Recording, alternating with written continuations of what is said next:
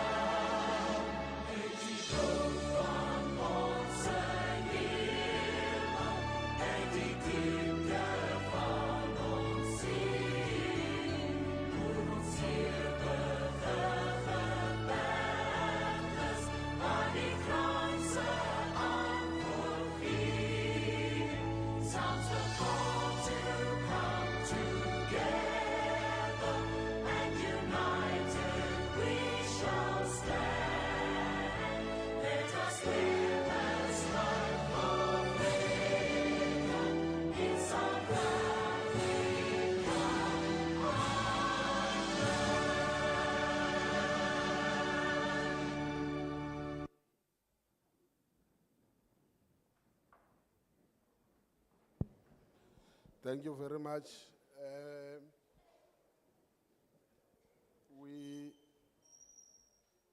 We are from the National Assembly. Sibonge kakhulu sisuka eParliament likazwelonke. We are a portfolio committee of the National Assembly on mineral resources and energy. Si portfolio committee lapha ya kuParliament likazwelonke elivela kumnyango wezokumbiwa namandla. For which it conducts oversight over the Department of Mineral Resources and Energy. Ikomiti ke lethu libheka lengamele ukubuka imisebenzi yomnyango wezokumbiwa namandla.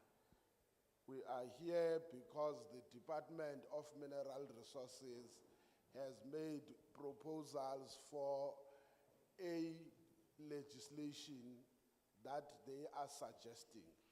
Silana ke namhlanje ngoba umnyango lo sushilo wezokumbiwa namandla usufake iziphakamiso ukuthi kunomthetho okumele ushaywe noma uphasiswe. So for now it is not a law, it is a bill. Njengamanje akakabi siwona umthetho suphasile kusengumthetho sivivinywa. When the bill was referred to the portfolio committee by the Speaker of Parliament, ngesikhathi kumthetho sivivinywa ulethwa la kithi njenge portfolio committee ilethwa usomlomo weParliament. Instead of discussing and making recommendations on the bill, the committee decided to conduct public hearings first. Kunokuthi ke siucubungule siudingide lo mthetho sivivinywa sinqume ukuthi asiqale siyozwa abantu ukuthi bathini kuqala. Those who are a little bit of my age will know that in the past it was never a procedure or a norm to follow. Laba sebekhulile njengami bayazi ukuthi esikhathini esiphuma kuso sedlule lena kwangesiyona nje indlela inqubo okwakwenziwa ngayo. We used to have laws that were binding us, but we never participated in the process of lawmaking. Kwakunemthetho eyayisibopha nathi isilawula kodwa singesiyona ingxenye yokushaywa kwaleyo mthetho. So now the public has also a role to play. Manje umphakathi noma abantu sebenengxenye okufanele bayidlale. So as a portfolio committee, we will only discuss and make recommendations on the bill when we have finalized the public hearings.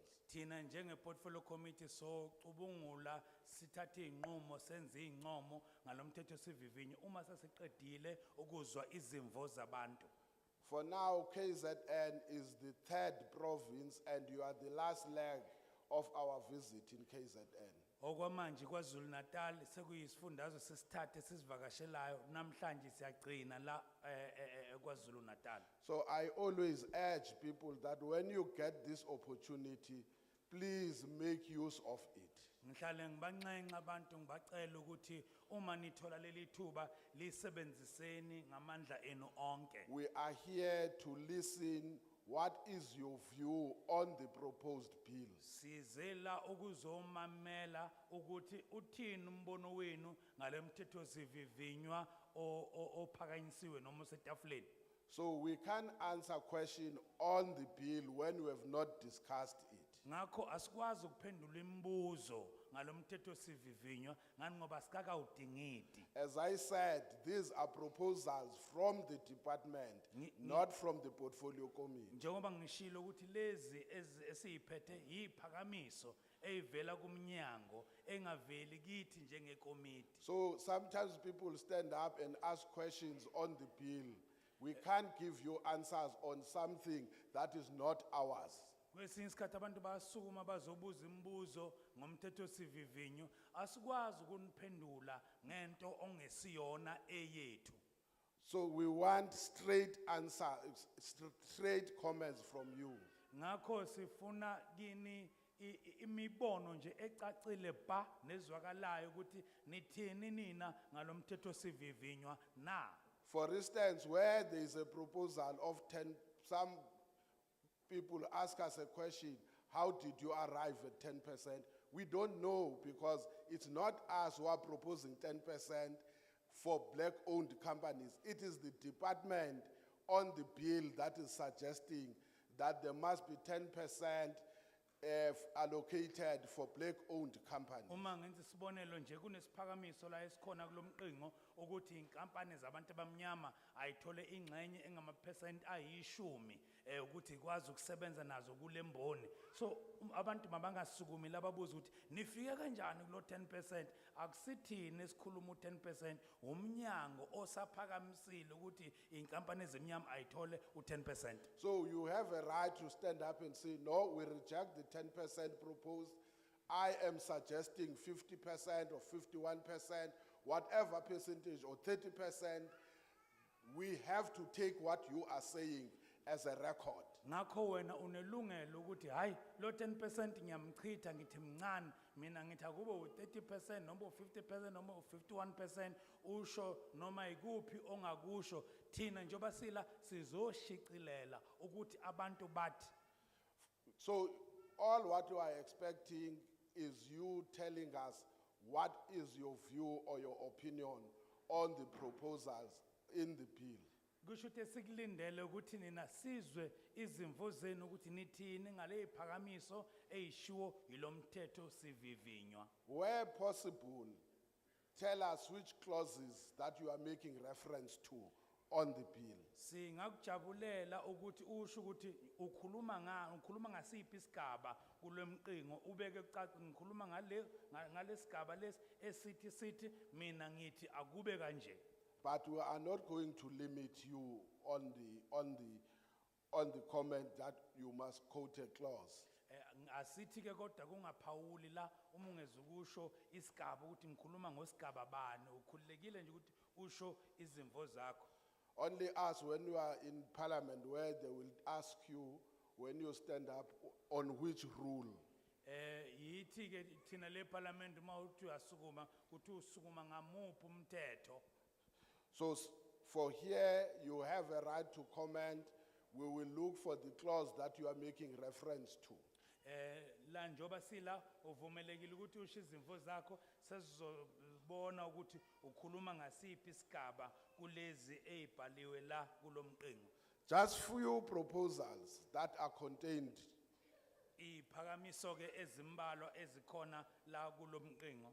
On the bill proposed by the department. Kulomthetho sivivinywa ophakanyiswa umnyango.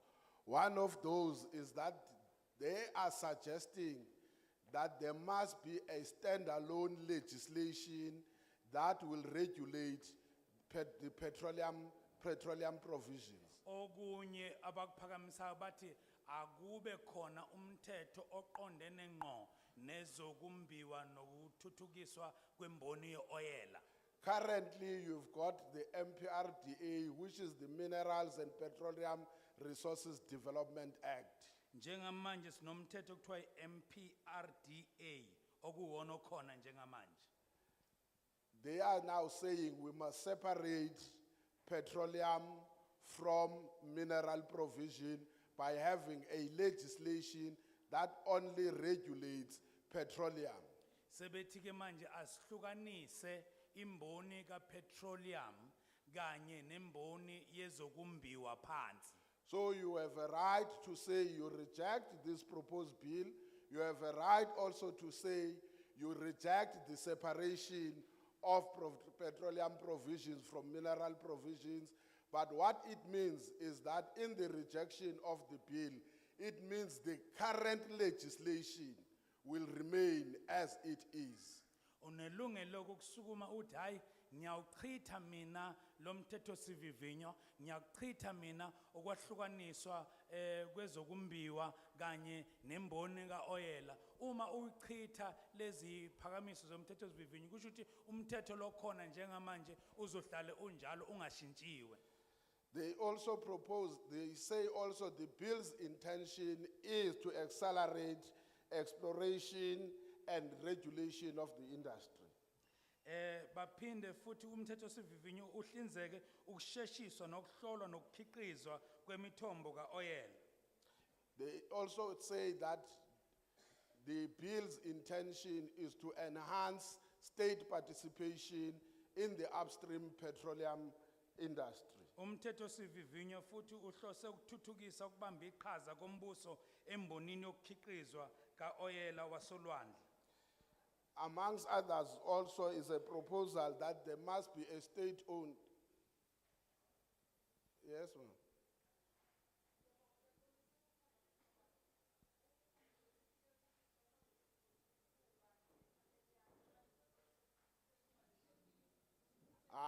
Ilinde zobuya seswam, don't worry. Ngiyabonga ukungikhumbuza. Thanks for reminding me. It also proposes a state-owned petroleum company.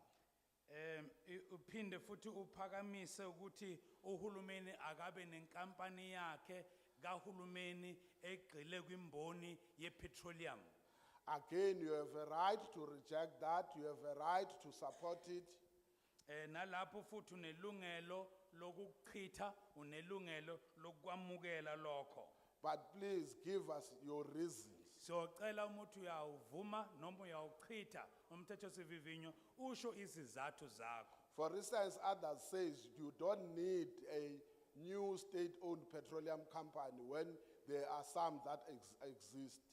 Abanye bathi hayi asiyidingi inkampani enye kahulumeni yepetroleum zikhona ezinye inkampani zikahulumeni. Some say you don't need that company, and I'm not saying me, I'm saying in other areas, you don't need that company because we have a crisis of the existing state-owned companies. Akusho mina kusho abanye kwezinye indawo bathi hayi asiyidingi enye inkampani ephethwe uhulumeni ngani ngoba sinenhlekelele eyenzeka einkampanini zikahulumeni. But some say yes, you need the state-owned petroleum company because it can only play that, the state can only play that role if it has got a company that does that on behalf of the state.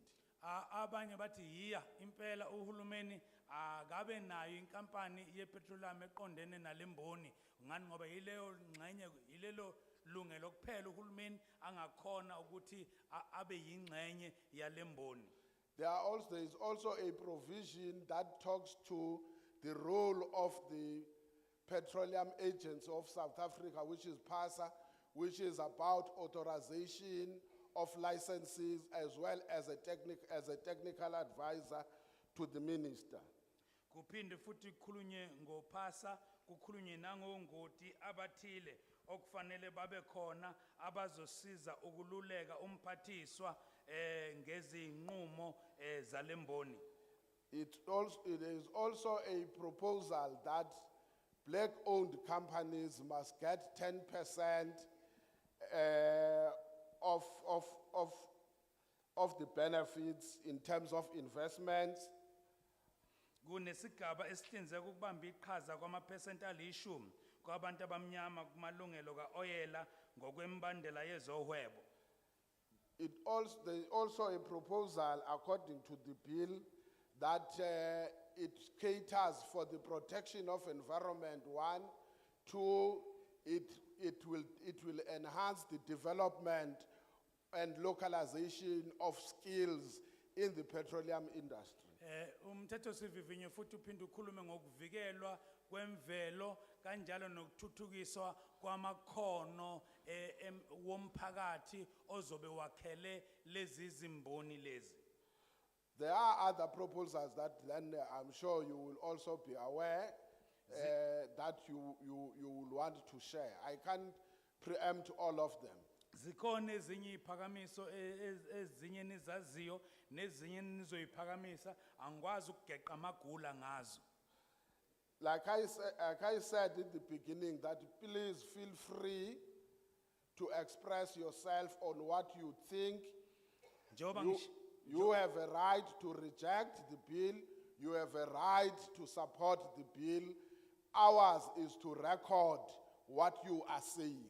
Njoba ngishilo ekuqaleni ukhululekile ukusho izimvo zakho zonke ngalomthetho sivivinyo usho ukuthi uyawuchitha usho ukuthi uyawuvuma umsebenzi wethu namhlanje ukuqopha nokushicilela konke enizokusho. Now before I go to the procedure, like I said that we are the portfolio committee of the National Assembly on mineral resources and energy. Ngaphambi kokuthi ngisho ukuthi sizosebenza kanjani namhlanje ngishilo ukuthi siyi portfolio committee yevela kwiparlamente kazwelonke thina si portfolio committee yezokumbiwa namandla.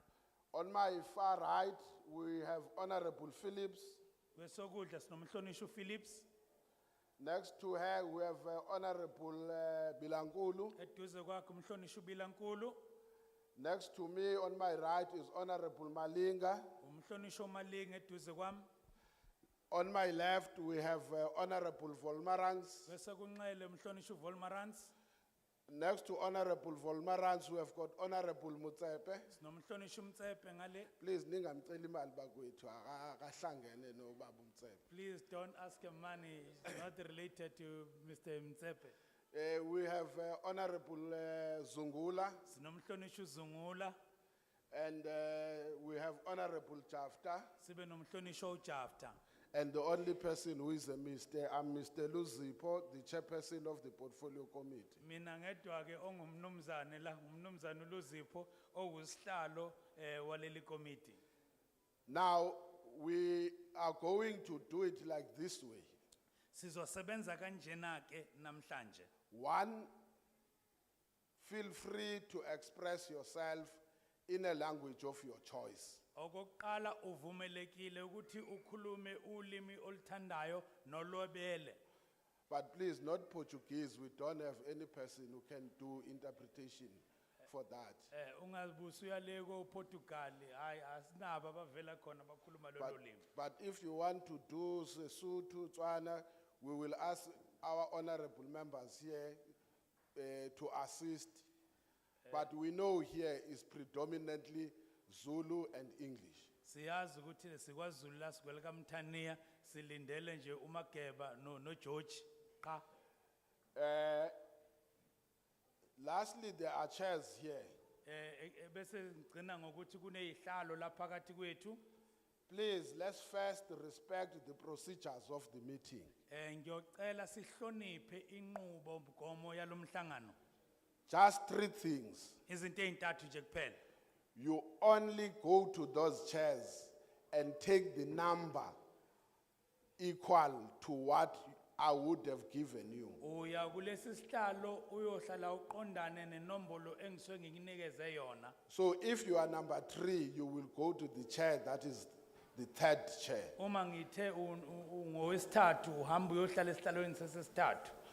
2, Kwesibili let's just choose our language that we use. sikhethe ulimi ozolisebenzisa. Because we have been in other places where people, an elder person will say a language that I always say, then how do you complain about our kids on who they are when yourself as an elder, you can't choose words. So let's just use words that you know yourself, if it were to be referred to you, you would not worry about it. Kwezinye indawo ufica umuntu omdala ekhulume esebenzisa amagama ubone kahle ukuthi kaze uthini einganeni zakhe uma yena emdala esebenzisa amagama So nje. let's just respect one another. Asihloniphaneni usebenzisa amagama ongawathokozele nokuthi asetshenziswe kuwe. Thirdly, please, you can see your hall is almost full. Be conscious of time. We won't give you more than 5 minutes. Okwesithathu uyabona ihholo ligcwele asibambeni isikhathi ngeke sikunikeze imizuzu engaphezulu kowesihlanu Because everyone must be given an opportunity to speak. ngoba wonke umuntu la akanikezwe ithuba lokukhuluma. It will be the choice of that person not to speak, not us blocking a person not to speak because of time. Akubo ukhetha komuntu ukuthi ngeke aphawule hayi evalelwa yithi sithi akakwazi ukuphawula ngenxa yesikhathi. But also the last thing we say what you think, not to respond to someone who said what he or she thinks. Siyocela futhi ukuthi nje usho lokho okucabangayo wena ungasukumi la uzophendula ukuthi omunye uthe mina ngithi yisho lokho wena ofisa ukusho ungaphendula abanye. If it is possible, we'll arrange a day where you can exchange your views. For now, we'll only listen to your view. Uma kwenzeka siyolaka ithuba ngelinye ilanga la sinohlangana khona ke niphikisane kahle kahle niqeda ninkani. Kodwa kwamanje sicela nje ukuzwa umbuzo wakho wedwa ukuthi wena uthini msalo. Hayi uyangimosha. Awuzusibuza umbuzo, uzositshela ukuthi ucabangani. Uthini wena manje uyafuneka uyigadi uzosukuma umuntu la athi ukuthi esingawubuza umbuzo. Okay. Ningasibuza umbuzo sitshene ngoba nathi asikawuxoxi lo mthetho. Don't ask us questions. Chair is correcting me. Don't ask us questions. Just air your views and stick to that. Then my last thing on this one, please let's stick to the bill. Osicelo sami sokugcina ke kule ngicela sikhuluma umthetho sivivinywa kuphela. We went to other places, people will tell us, I want to know what had happened to my title deed. Unfortunately, we are not in human settlement. We will not know anything about your title deed. Siyeze kwenye indawo ufica umuntu basibuze ngamatayitela ukuthi kwenzakalani ngetayitela lami noma kuzokwenzakalani kulo. Asisiwe umnyango wezokuhlalisa abantu noma wezezindla sazi lutho ngalokho sicela sikhulume ngalokho kuphela. Let me say this also. We can't listen about mining, we are about petroleum. But I will tell you what you must do if you've got a complaint about mining as activities of mining. But also, we are not bringing a project. Nokunye asikhulumi kakhulu ngemboni yezimayini. Sikhuluma njengamanje ngokuthuthukiswa nokukhiqizwa kaoyela wasolwandle. Kodwa ukuthi uma ufuna ukukhuluma ngemayini ke nje wenabe sizokutshela ukuthi uzoyapha uzokwenza njani. We will announce what to do when you've got complaints. For now, we are talking about the proposed bill. Sizonichazela ukuthi kuzoya kanjani phambili okwamanje sikhuluma nje ngqo ngomthetho sivivinywa lo esuphethe. Now, can we take hands? Sesingathatha izandla manje. Number one, yangixaka ngizose ngithi manje lo yena atsika kodwa ke sekhanda. Number two, white shirt. Number 3, yellow. Number 3, number 4, the navy cap. Number 5, shuttle pink. I hope I'm not colorblind. Oh, I can't disadvantage you when you does such a good thing sitting in front. What is your now pink? Number 5, number 6. There is a hand there. Yes, 7. Number 8, I think it's a jean jacket. Number 9, number 10. We will come for the next round. Number 10.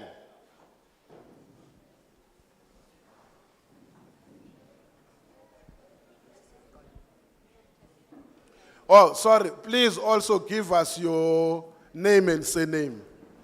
Uma uzempopeni sicela usitshele igama lakho nesibongo sakho. Receive my greetings.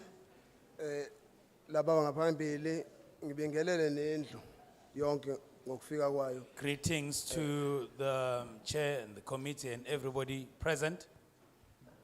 Igama nguDon Ngwashange from Ward 36 Brighton. My name is Don Shange from Ward 36 Brighton. My views are not sponsored. My views are not sponsored. O imbono yami ayikhasiwe.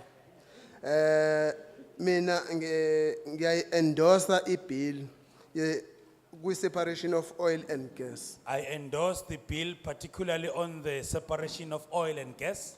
I reject 10% kuma black-owned companies since izwe kungelethu asikwazi ukuthi sicindezelwe abokufika.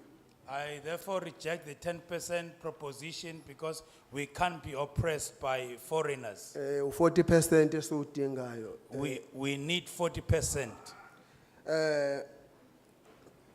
Or else government magabe na 51% abe total control yezinto ezenzakalayo ekumayinweni. Another suggestion would be that government gets 50% share, so 51% so that he has a controlling share. 80% wawela siyawuthenga and i-value yakhona iya appreciate. Only found out uma sesinako lokhu kungani sikudedele kwabokuhamba. 80% of oil right now we import. So when we have the mineral, why should we give it away to foreigners?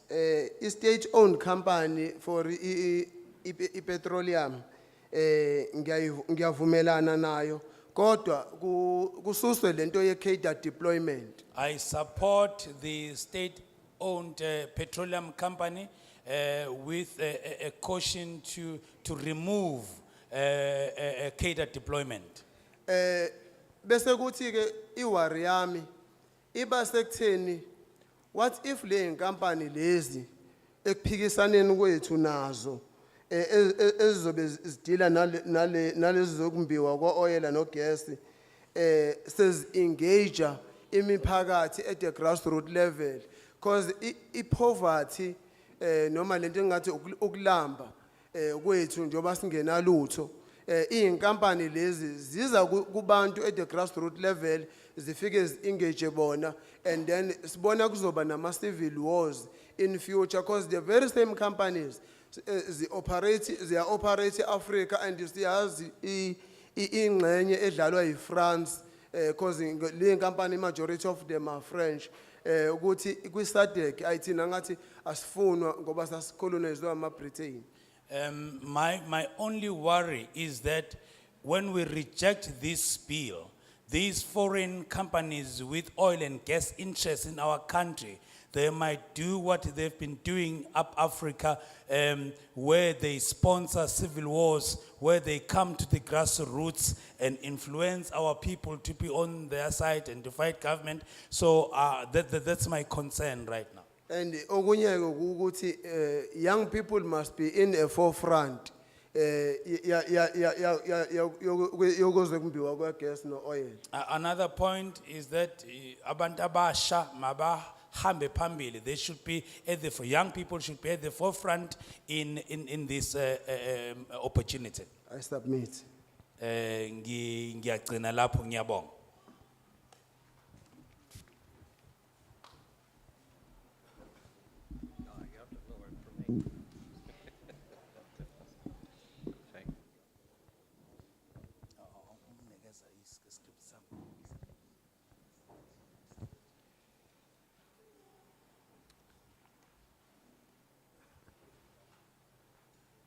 Good morning, Chair. Good morning, Committee.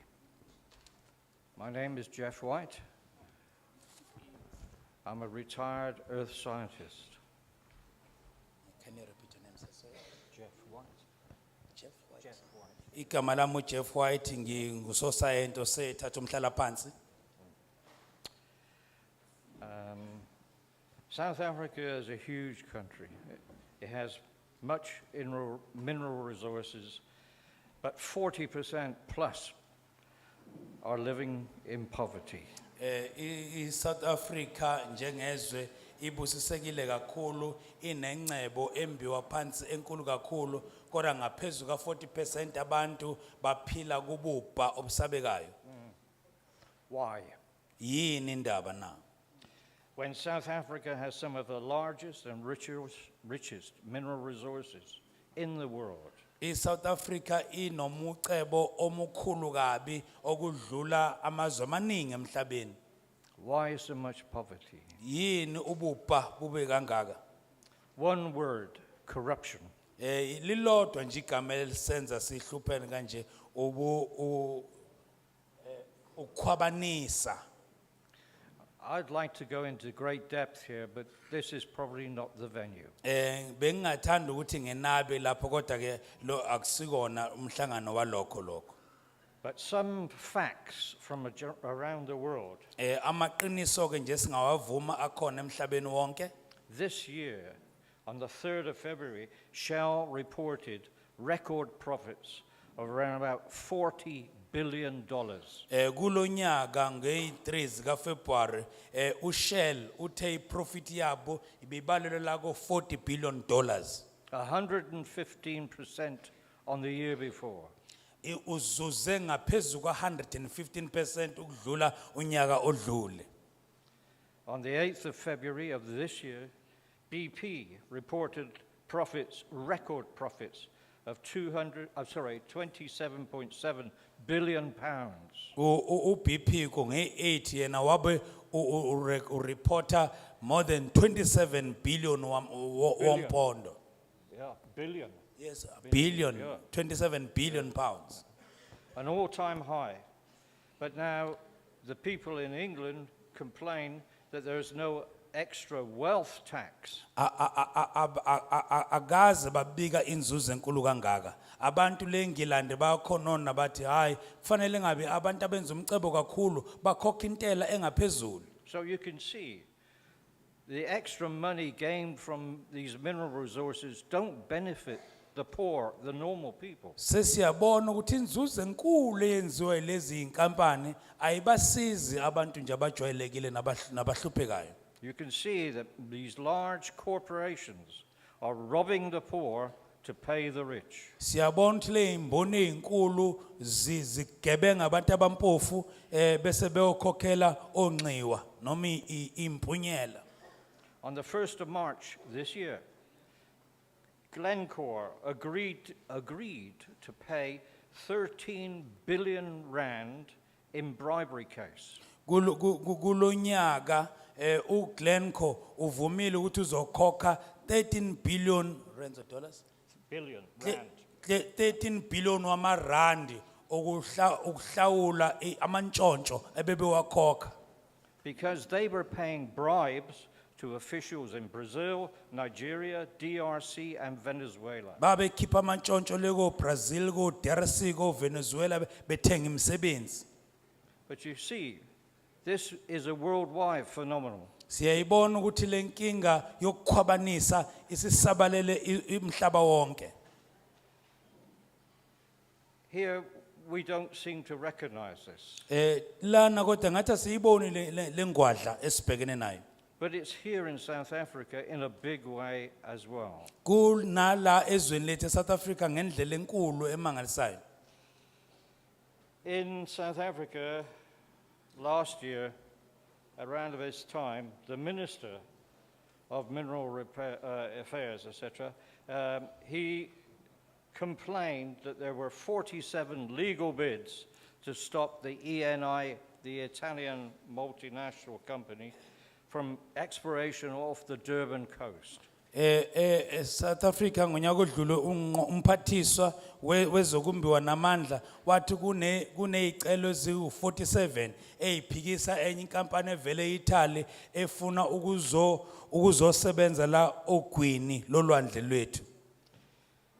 But the Minister of Mineral Resources and Energy lashed out at the environmentalists and for halting this development off the coast.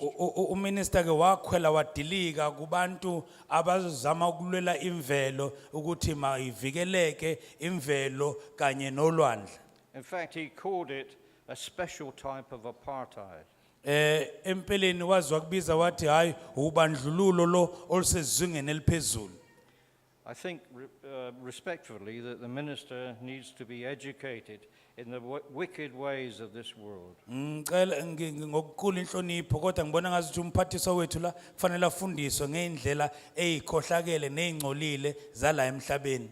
I'm sorry, but this bill gives the minister even more powers to destroy at his discretion this beautiful land. Ngiyaxolisa kodwa ngibona ngathi lo mthetho sivivinyo unikeza amandla ngaphezulu ukuthi akaqhubeke ungqongqoshe abhubhise izwe lethu ngokuthanda kwakhe nje. I'm going to mention something about the coal industry as well. Ngizosho okuthile ngemboni yamalahle futhi. In South Africa here, ARM, just their mining arm, and the coal section reported 1.4 billion rand profit, if you like, made by the coal industry. La eSouth Africa ke imboni yamalahle nezeyimayini yona ibike more than 1 billion wamarands njengenzuzo abayenzile. With the current price of coal being so high, Njengoba ilahle selibiza kangaka manje, the export drive for this material to go overseas is huge. babhizi banxanelwe njengamanje ukuthi leli lahle aliye phesheya. And that's the reason why there's so many side load trucks, these big vehicles on the road. Yingakho sibona lama truck amaningi manje asegcwele emgwaqeni. They are driving around destroying the road system. Bagcwele yonke imigwaqo baqeda balimaza imigwaqo yethu. Having accidents and killing innocent people. Kwenzeka ingozi kubulawa abantu abangenacala. It's all about greed. Lokhu nje kuphushwa ukunganeliseki. This bill is a disaster. Ngakho lo mthetho sivivinyo uyinhlekelele. Its intention is to promote the raping of this country of its mineral resources. Inhloso yayo ukuthi ithuthukiswe okudlwengula kwezwe lethu liphucwa ingcebo yalo esemhlabathini. It's not good for anyone other than the rich. Awukho muhle kunoma imuphi umuntu ngaphandle kwabacebileyo. At the cost of the poor of this country. Abazozwela kakhulu nabazolahlekelwa kakhulu abampofu balelizwe. This bill is to be rejected with total contempt. Ngakho ke lo mthetho sivivinyo masiuchithe ngakho konke esinakho. As it will lead to further poverty and hardship for the poor. Ngoba lizoqhubeka wenze ubunzima nobumpofu kubantu abangenalutho. Again, a case of robbing the poor to pay the rich. Kanjalo futhi abantu abampofu baphucwe lokho abanakho kuyokhokhelwa abacebileyo. Thank you very much. Siyabonga kakhulu.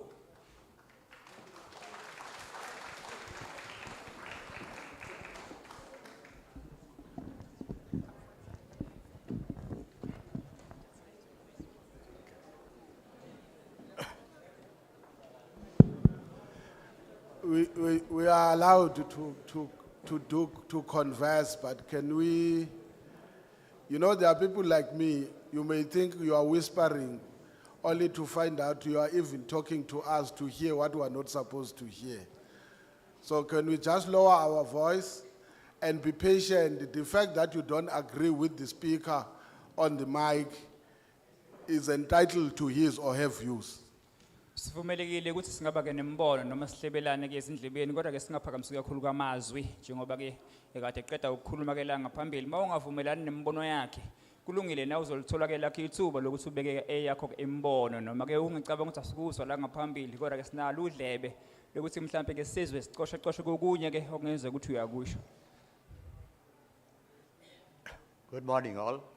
Siyanibingelela nonke. I am Civil Governor from Amkumas. Ngingu-Civil Governor ophumayo ke eMkhumas. I am a community and environmental activist. Ngilola ke lapha ke emphakathini ukunakekelwa ke imvelo. I firmly, totally reject the bill because Umndeni ke ngiphuma kuwona uyaphikisana ke usichitha ke ngesikahlela ke ngenyawo zombili ke isiphakamiso selomthethosivivinyo. everything in the bill is for the government. Yonke into ekulomthethosivivinyo ibhekelele ke hulumeni ke nje kuphela.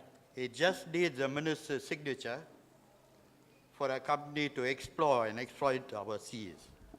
Lomthethosivivinyo ke uyinto nje esidinga ukusayindwa uyena ke ungqongqoshe ukuze ke uqale ukusebenza. Just last week, there was a major oil spill in the coast of Mozambique. Yesonto nje ke lidlulile sizwile ukuthi kube khona ke nokuqhuma kwawo ke woyela lapha ke ogwini lasezwenikazi laseMozambique. With the fire burning in the sea. Phinde kwaba khona kumlilo otholakala sewuvutha khona ke phakathi olwandle. What's going to happen to the fish and the mammals? Yini ke zokwenzeka einhlanzini eziphila ke kuleyo manzi kuleyo ndawo? I'm a subsistence fisherman and I fish to put food on the table. Abadobi bayithola besenkingeni ke enkulu ngoba bagcina sebengasakwazi phela ukubeka ukudla ke etafuleni.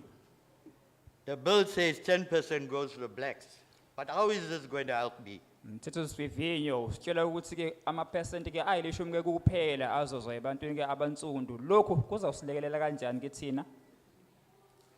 If there is oil spill in our seas, the fish is going to disappear. Uma kwenzeka lo oil uchithekela ke olwandle lokho kungadala ukuthi ke izinhlanzi zethu ke zingaphinde zibe khona ke kuleyo manzi. Also, the seismic survey is going to affect the fish. Kuyophinde ke futhi kuphazamise kakhulu inhlalonhle yazo ke izinhlanzi nokwehla ke nje kwamanzi ke alo ulwandle. Thank you. Siyabonga.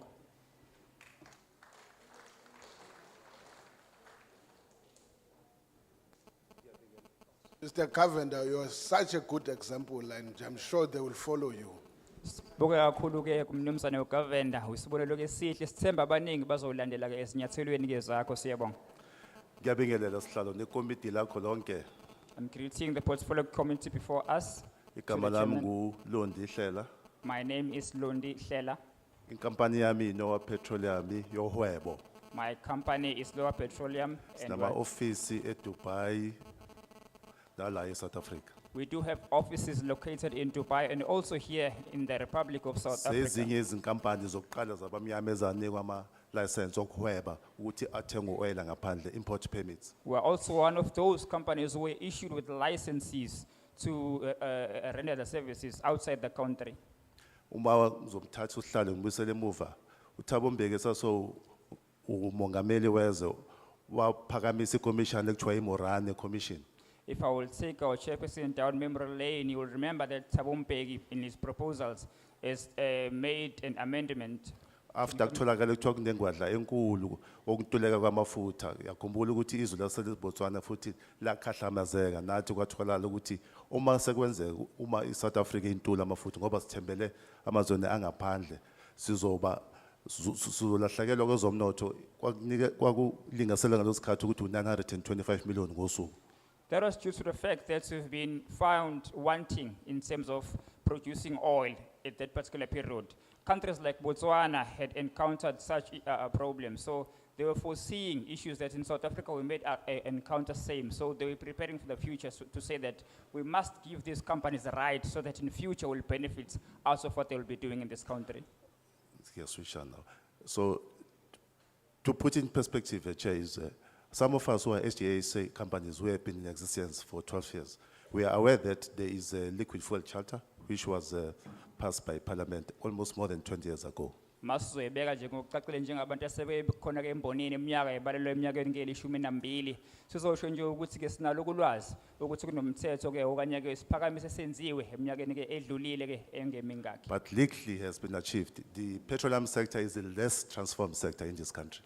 Akukho okuningi osekwenziwe ke singathi kuyimpumelelo kuncane kakhulu ke uguquko osingathi ke luhlo selenzekile kuona ke lo mthetho. Besides our efforts, some of us who have been in the game for so many years, but we find very difficult to break through.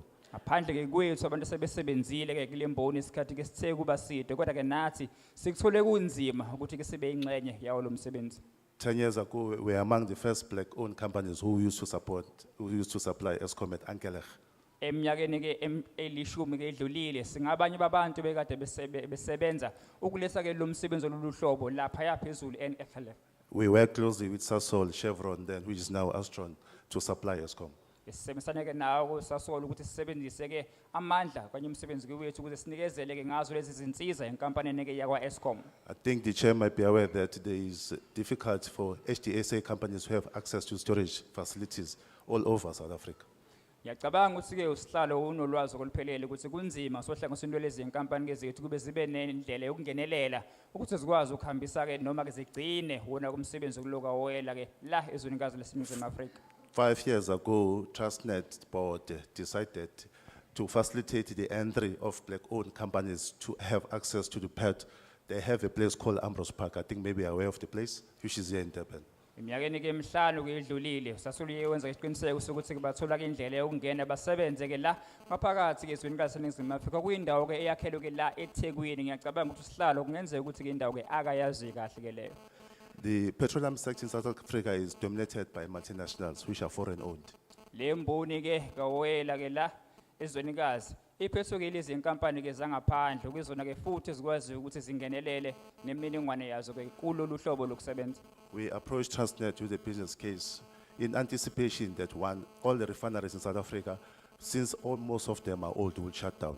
Sizamile ukukhulumisana ke nenkampani kanye ke imboni yakwa Transnet ukuze ke sibonisane ukuthi ke yipi indlela nayo singawazi ukuthi sifinyelela ngazivumelwaneni kodwa ke lokho akubanga ke nesiphumela noma nesithelo ke ezinhle. Then we signed the lease to develop the storage facility because, as I've mentioned earlier on, that the Morane Commission, in its own findings, found out that South Africa is a net importer of fuel.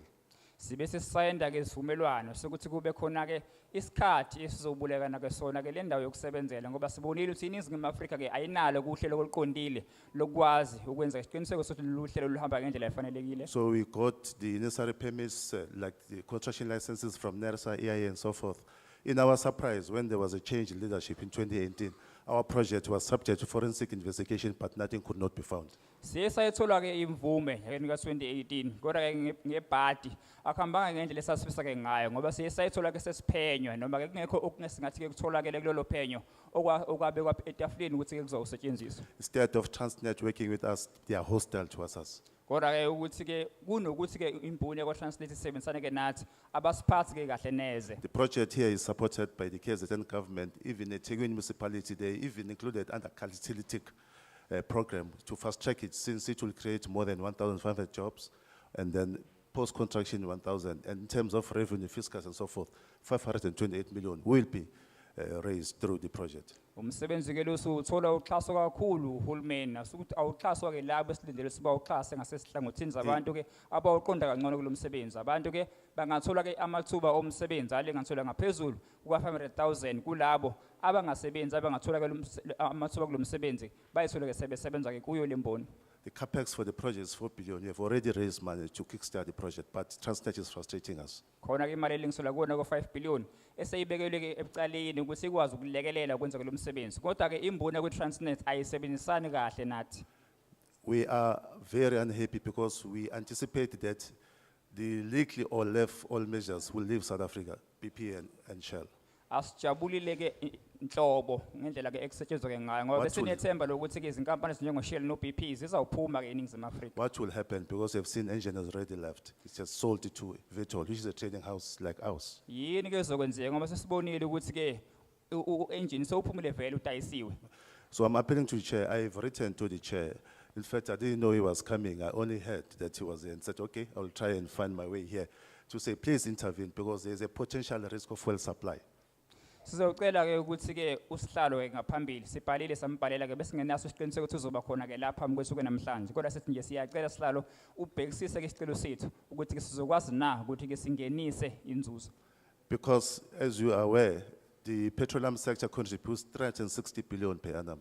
Njengoba ke unalo kulwazi ukuthi ke ulemboni ke noma lo msebenzi ungaletha ke imali elinganiselwa ku 360 billion njalo. And then 30% to the national GDP. Bese kuba ke ama percent alinganiselwa ku 30 kuyona ke And then GDP. we are the first black-owned company which has issued with a construction license after 29 years since this country got independence. Si inkampani ke yokuqala nqa eyathola ke imvume okanye ke license yokusebenza eminyakeni ke u29 ukusebenza ke kulona ke izwekazi leseningizimu Afrika. Instead of being supported, but we are subjected into hostile attitude by the very same own state enterprise. Ukuthi ke sithole ke imvume noma ke ukwamukelwa ngendlela elindelekile kodwa ke sithola ukucindezelwa ke okukhulu ukusiphatha kabi usilokucindezelo ke kwenziwa ezinye ke izinkampani ke singaphansi kwakhe uhulumeni. We have been everywhere, public protector, national speaker of parliament to raise our case, but into no avail.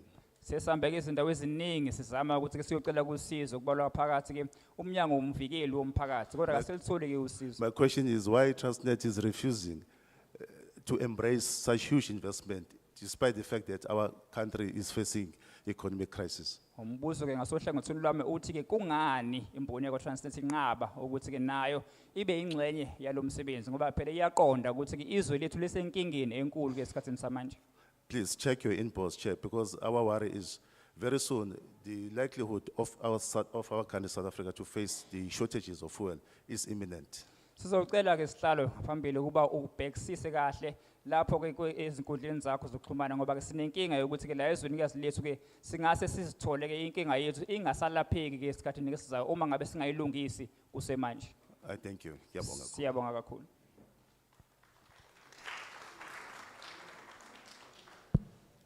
No, Babishela, you said you wrote to me, it's fine. There is a lady there called Ayanda Boss. You can just interact with her. I didn't want to stop you because I might frustrate you more than your frustration you have. But don't borrow the same. Please, those ones that are coming, don't borrow the same. Next. Bam. Sizocela ulandelayo ke esengaphambili.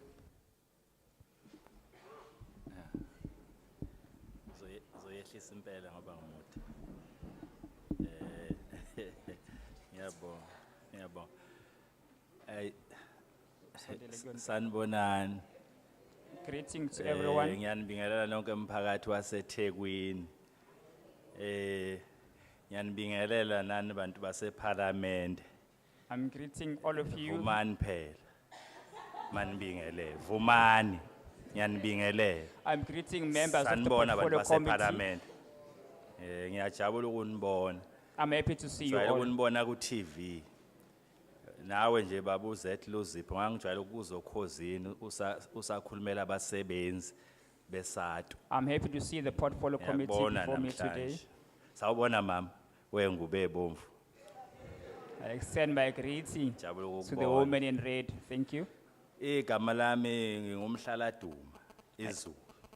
My name is Ngingowaka Mhlala Shabalala isibongo. Igama labelungu ngulakhi. My surname is Shabalala. Ngibuya My lena English ke name is emzini Lucky. waseNewcastle eDanaus. I'm coming from a place called La Danaus. kukhona khona lonke uhlobo lwemayini ongalicabanga. Akungiphathi kahle ukuthi sizothola ngomhlangano obaleke kangaka siuthole ko Facebook.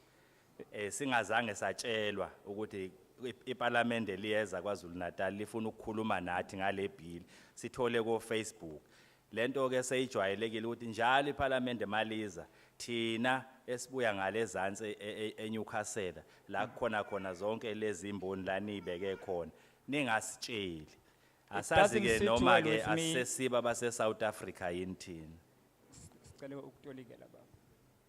It doesn't sit well with me, Chairperson, the fact that we are not informed on time when it comes to meeting of this nature. We only find out about them on Facebook, which is a social media that does not sit well with us. We are citizens of this country. However, we want to be told properly in proper platforms as to when these meetings are taking place, because we are concerned citizens of this country.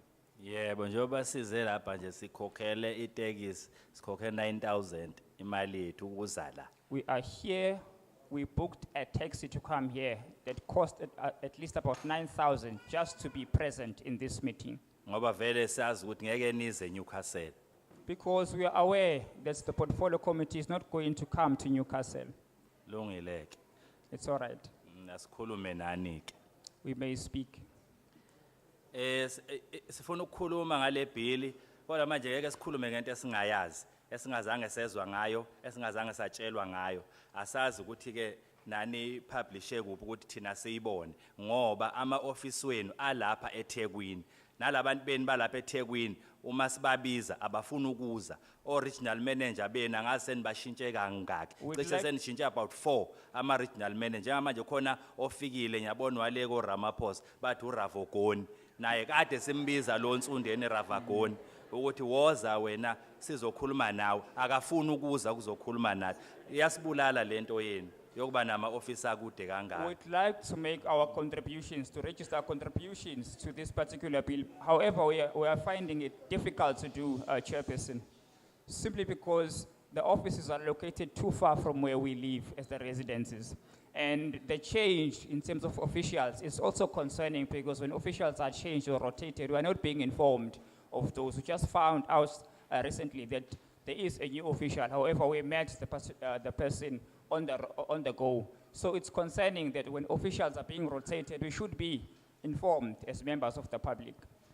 Okay.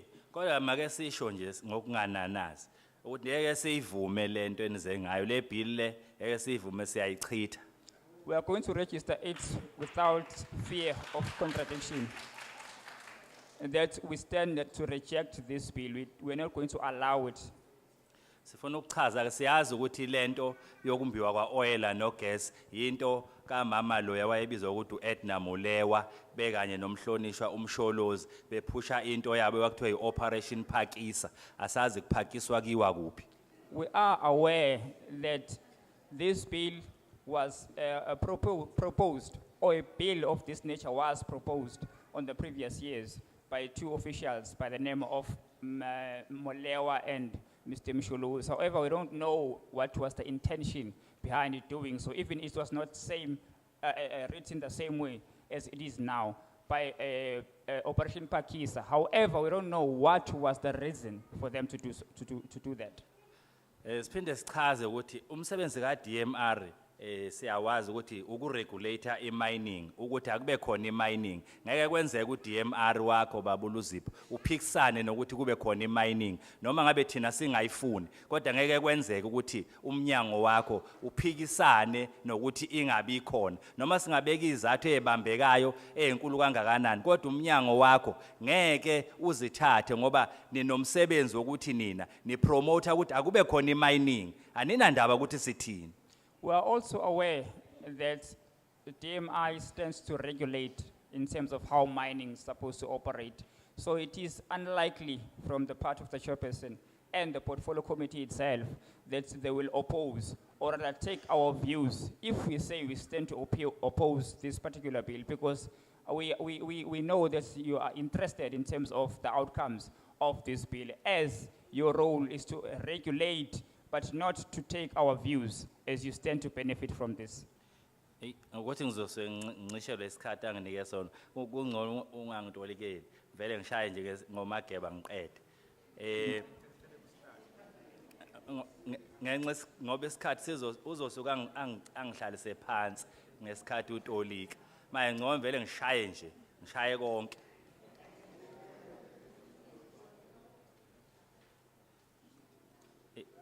Ngivele ngishaye ngomageba manje yabona ke bantu base parliament leminyango yenu yonke iyasidida manje ngoba kunokuxabana okukhona kule minyango yenu njoba siqale ngowakho uDMR umnyango weeconomic wona owokuthuthukisa umnotho kodwa umnotho mabekhuluma ngomnotho wasolwandle bakhuluma ngomnotho ozosiza uShell yena yedwa inkampani yaphesheya abakhulumi ngomnotho ozosiza abantu nje abafana nami njengomhlaladumo noma abantu laba abala eThekwini abaphila ngokudoba lapha yana olwandle abancishwa ngisho ama license labo bantu bona bashiwe ngaphandle kukhulunywa ngoShell isikhondla khondla ukuthi uShell uye oqhamuka azothuthukisa umnotho kodwa siyamangala ukuthi umuntu waphesheya angawuthuthukisa yena umnotho wakwelinye izwe okungelona lakhe noma uzothatha lokho aye nako phesheya umnyango wezomhlaba The manner in which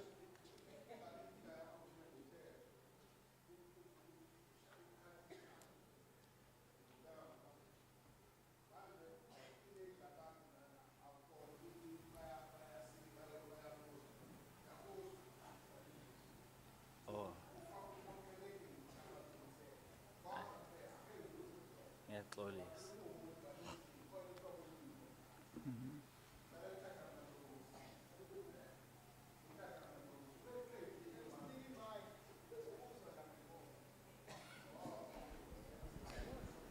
Ngiyakuzwa mina.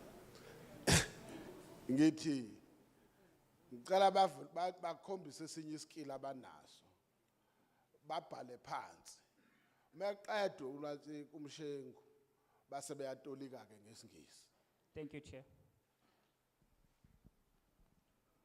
Okay ngiyabonga manje ke njengoba ngeke ngasho ekuqaleni ukuthi ke le bill thina No, it's simple. He's gonna say it in Zulu and then the interpreters when it's done will do the English interpretation. Sorry for not doing that. ngoba bese ngikhulume ngomnyango wezomhlaba ngasho ukuthi futhi thina le bill siyayichitha thina omkhulu bethu baphucwa umhlaba amabhunu manje umnyango wezomhlaba lo kaThokodidisa siloku salinda ukuthi basibuyisele umhlaba wethu abawubuyisi lokhu safaka ama application ngokwe Labor Tenant Act abasibuyiseli umhlaba wethu kuwo wona lo mhlaba lo nina senifaka abantu ngalo muntu esingamazi ukuthiwa uphasa lo phasa lo okungukuthi ushuthi uphasa lo so ungaphezulu kwenu nonke ngoba nguye ofaka labantu be-oil and gas manje ubafaka nala sifake khona ama-claim ukuthi sibuyele umhlaba wethu nala kudla khona iy'nkomo zethu nala siphuza khona amanzi asemfuleni ngoba phela amakhansela awasinikeza amanzi siphuza amanzi wasemfuleni kodwa lo phasa ufuna ukufaka ukuthi kumbiwe u-oil no-gas ngalento le abayibiza ngokuthi yi-fracking umhlaba wethu ungakabuyi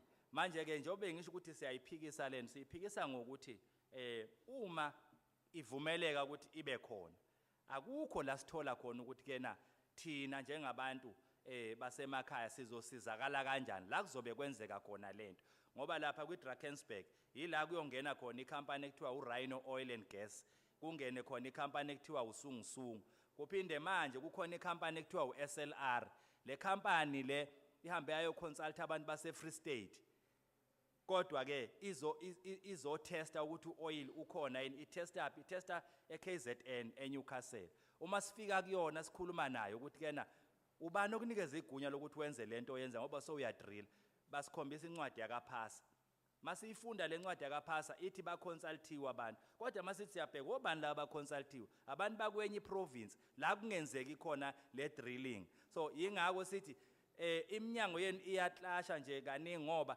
bane environmental authorization labantu abayinikezwe umnyango wezemvelo kodwa kungakhulunywanga nathi futhi into esiyiphikisayo nokuthi kena uoil ukhishwe olwandle phela ulwandle siyalithanda sonke siyathanda ukusuka eNewcastle sizobhukuda olwandle ngoba lukho ngakithi sibuka imkhumbi ingene iphuma siyathanda kodwa mase nithi nifuna ukukhipha uoil olwandle sibuza umbuzo owodwa ukuthi lezi lwanyana ezilapha olwandle phansi ekujuleni kolwandle zizophila kanjani zizophila ngani ngoba siyazi ukuthi laba uma betesta baphatha izinto ezingamabhomu lemkhumbi yabo inamabhomu adubulayo ngalesikhathi kuqhuma njengasemayini kuqhuma iblasting emayini makuqhuma iblasting izindlu zabantu ziyacrack nasolwandle ngeke kwenzeke ukuthi iblasting mayenzeka noma nibiza yini mayenzeka lento yini zingafi lezilwane ezilaphayana olwandle noma zingaphazamiseki ngoba ezinye zazo uma kufanele ukuthi ziyohlangana ukuze kube khona ezinye zandisane zezalana ziyacommunicate ngendlela yazo zibange umsindo ukuthi kena sizohlangana ndawana thizeni manje mase kuqhuma seziyabaleka so uthe sesiphelele isikhathi sami kulungileke baba kodwa into esishoyo yileyo ukuthi ke siyaphikisana nalento le bill ngoba azange nikhulume nathi mhlambe niyoba nesikhathi ukuthi nibuyele eParliament sikwazi ukuthi kena sixoxeni ngoba lento eniza ngayo yokumbiwa kwaoil no gas izokwenzeka la sihlala khona yebo intuthuko siyayifuna kodwa sifuna intuthuko eshiya thina ngaphandle izokwenziwa abantu baphesheya bakwamanye amazwe esingabazi abangakhulumi ngisho ilanguage mhlawumbe bakhuluma isiGreek into esingayazi siyabonga Mshengu Nyake Mshengu kona kungesonto share ama details wakho there ula sisu ayanda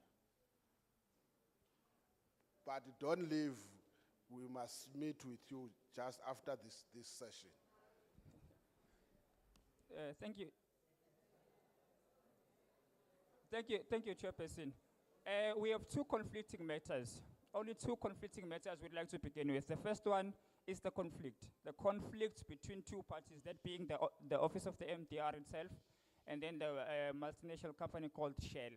Because we don't understand, our understanding is not clear in terms of what are the dealings, how are they communicating amongst themselves, and the communication is not clear when it comes to us as the public members as to how Shell is operating and what are the agreements is Shell having with MDR itself. And we are having a difficulty in terms of the communication that is supposed to be extended to us as community members of Newcastle. It is very unclear to us as to what does this body called PASA in terms of the powers they have.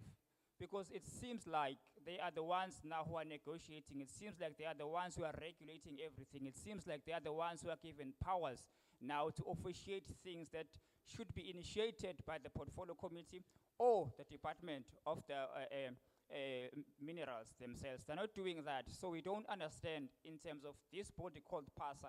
It should really be clear of their involvement with this particular bill as to are they stand to benefit anything or not. Also in Newcastle, there are two companies that have been found to be working in that particular place by the name of Rhino Horn. And now these guys, they were found to be working there. We're not aware where they got their licenses from. We're not aware as to whether the authorities who gave them permission to work there, who they are. However, we found that they are already in operation that side. Now, if we go to converse and ask questions as to who gave them permission to work on that side, we're not getting that. However, the offices are far if we have to maneuver all the way from Newcastle to Durban. We're not finding joy in that regard as well because we want to be involved as members of the community. Now, the last part will be the parts of the environment. The ecosystem in our oceans is going to be destabilized because these multinational companies, when they come to our shores, they bring equipment, they use what is called dynamites, and when they drop those particular dynamites in our oceans, in our seas, they destabilize the ecosystems. Our fisheries are destabilized. Now, the behavior of the fisheries, it becomes problematic because now we know that there are those who benefit from doing fishes in our seas and in our shores. Now, those people are affected if they can't run the coastline's economy appropriately as it's supposed to be done. Now, we are pleading that if those things are not going to be checked properly and we're not going to be given clarity as to how the portfolio committee or the department itself is going to maneuver along those lines, then we are saying this bill should be rejected. I thank you.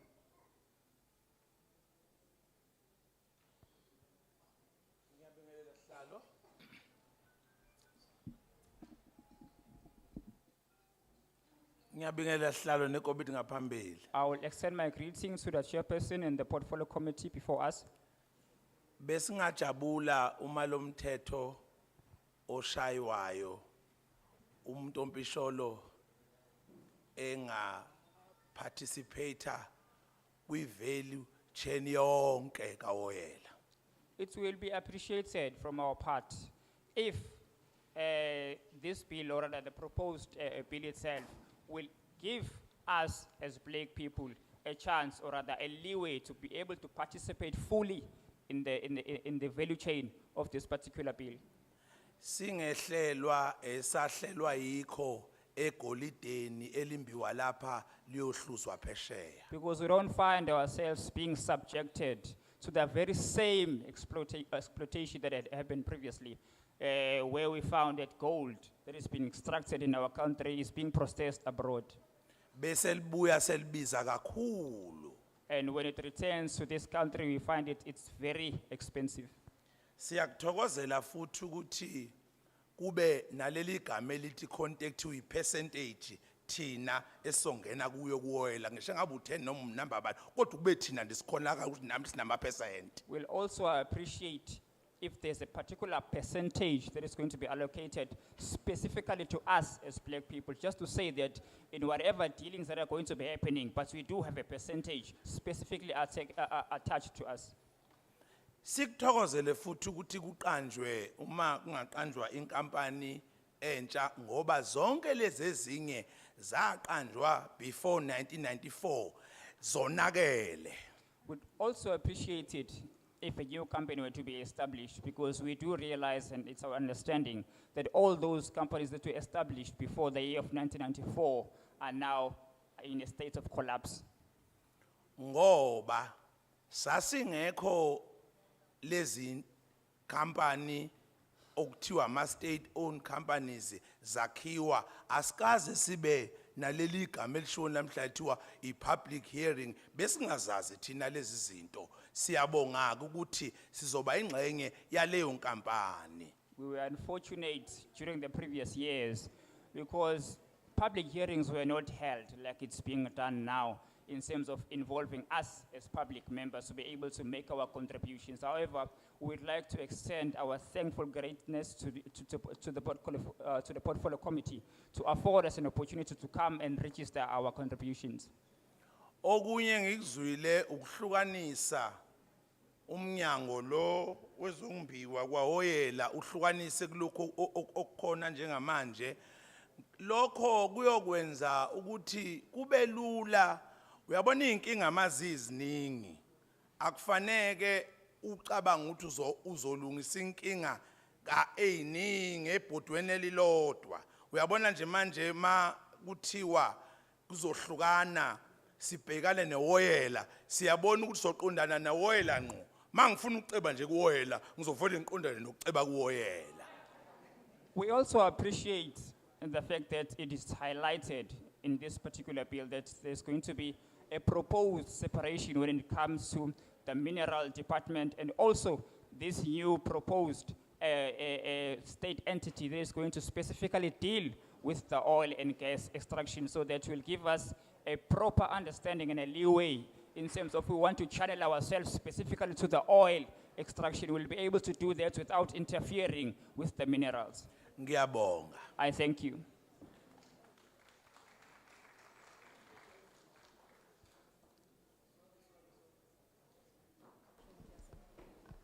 Sorry, you didn't give us your name. Aibo. You didn't give us your name. Awusinikeza ngamagama akho baba.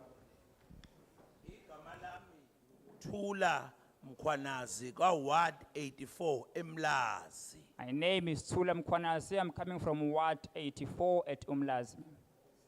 You reject the bill. Ibill ngiyisupporta kakhulu.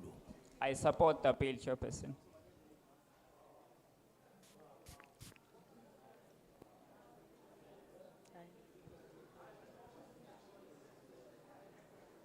Can I speak? Good day to all. Closer. Good day to one and all in this place. Shall we have some order to I- listen to the next speaker? I am Leila Abrahams from KZN Subsistence Fishing Forum. Sibingelele nonke igama lami nguLela Abrahams ngiphuma ke enhlanganweni yazabadobi. This bill, is this a government project or is it a foreign country who is what reject of going to come in? Ngabe kumsebenzi ke lo ozophathwa ke izandla zikahulumeni waseNingizimu Afrika na noma ngabe kumsebenzi kozolethwa ilawa aphuma ke emazweni ke angaphandle esingavumelani ke nawo. How many jobs will be created for our people? Sifuna ukwazi ukuthi ke mingakanani imisebenzi ezokwenziwa la ezoqondana ke ngqo nabantu ke bakithi. The importation, what about the atmosphere? What about the marine life? Sifuna ukwazi ukuthi ke ukuphazamiseka kwesilwanyana ke ezihlala kulezi indawo kuzoba ke ngakanani kuphinde futhi kube izilwane ke ehlala phakathi kolwandle zona ke zizonakekela ke kanjani.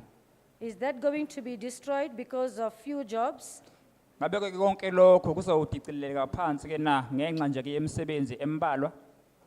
And the bulk of money which goes to a few until leaves and a dead seabed. Ngemali ke esaziyo ukuthi ke izoya ebantwini ke abambalwa hayi bonke abantu. What about the marine life? Will become extinct like the dinosaurs? Yilwane ke zethu ke eziphila ke olwandle kuzokwenzakalani ngengazo ke na ngabe ke zizophela yini njengoba kwaphela ke izolwane ke zakudala ezazazwa ukuthi ke ama dinosaur. For the greed of money, not worth it. Ngenxa nje ukuthi ke mhlawumbe ke sinenhliziyo ke engaphandle yokuthola ke imali ke futhi ngeke isilekelele ukubuyiswa ke lezo yilwane eziyobe sezilimele. We reject this bill. What is going to happen to thousands of fishermen who live off the ocean? How are they going to survive? Sithi ke cha lo mthetho ke ophakanyiswayo siyawuphikisa sivumelani ke nawo Nhlobo ngoba sazi bekuzokwenzakalani kulabo ke abasiphilisa ngokudoba ukuthi bazophila kanjani uma kwenzeka umsebenzi thola bengasakwazi ukuqhubeka nokwenza umsebenzi wokudoba. What about our grandchildren, our great-grandchildren? They wouldn't even know what a species of fish is going to be. They don't even know what a dolphin going to be looking like.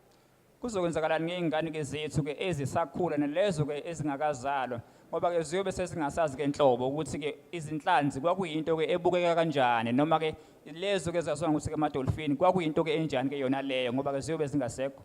Thank you very much. Siyabonga kakhulu.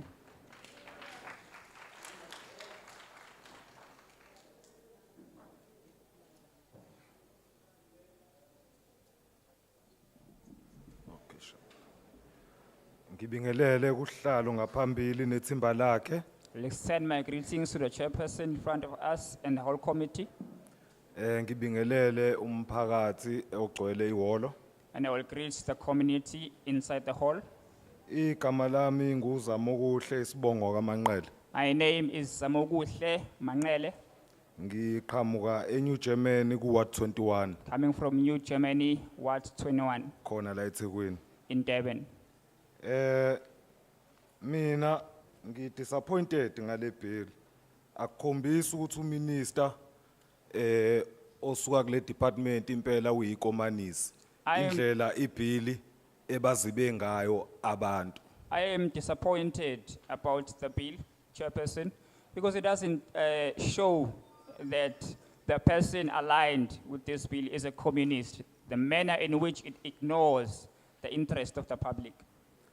Ngikushiswa yilokhu ngoba first of all u10% mncane ukuthi unganika abantu baseningizimu Afrika abamnyama iminimum ewu10% kuyinto embiwa emhlabeni wabo. I am saying this, Chairperson, because I feel that 10% is too little when it comes to it being offered to those who are indigenous people of this country with minerals that are going to be extracted on the land of their own. Bengizozwa if sithi minimum iqala ku 25%. Ngishiso yini lo 25% wale minimum we black participants. It's because awukhulumi ngecommunity ukhuluma ngeindividual. If ukhuluma ngeindividual okusho ukuthi uzamo angaya ka BP athi BP asambeni somba upetrol nini ku 25% wami basale ngaphandle abanye abantu and I become rich alone while others are suffering. I'm registering my concern, Chairperson, simply because this bill doesn't seem to be speaking to everyone. Only a few or other individuals that seems to stand to benefit from or out of this bill. Because I can go alone individually as Zamo and make a deal, say with Shell or BP, to say that this is my offering. If they give me, say, 20% out of what we're going to be agreeing on, then I will leave with the 20% a rich individual, but not as a community, meaning that those who will not be part of that agreement will remain poor. As I support a black participation, which ngicela inyuswe ibeke ku 25% than 10%, but kunento ekumele si-add, a community participation through ama-co-ops. Because umphakathi okuyiwona osuke usurrounde lezi inkampani okwenzeka wonke lama projects kuzona, iwona okumele uzuze ngaphezu kwama-individual. Ngikushiso yini lokhu kungenzeka nguzamo ngihlalele Limpopo, ngihambe ngeNewcastle, ngifaka u10% wami kwimayini yangakhona eNewcastle, baqhubeke bayilambela abantu baseNewcastle, but I benefit and inkampani izokutshela ukuthi yona ilandele yonke imigubho yebill. My input will be that I feel that at least 30% participation of black people should be seen as a means and should be recommended, opposed to a 10% proposed by the bill. Because I feel that it's going to benefit individuals only and not to uplift the masses. However, if I'll make a practical example as Zamo, if I go to Newcastle and ask for an agreement with a multinational company there, and they offer me, say, at least 20% of what they will be extracting from that particular area, I will be rich, but as an individual, and masses will be left behind, still remain poor. So ngiyacela ukuthi singawu remove lo 10% we black participation, siunyusa ubo 25%, mase si-add u15% minimum wama co-op, ama communities surrounding these companies ezobe zithola khona lama minerals. So I will suggest that at least 25% must be given to black participants. And then an additional 15% should specifically be allocated for those who are running co-ops, so that at least they can also be uplifted.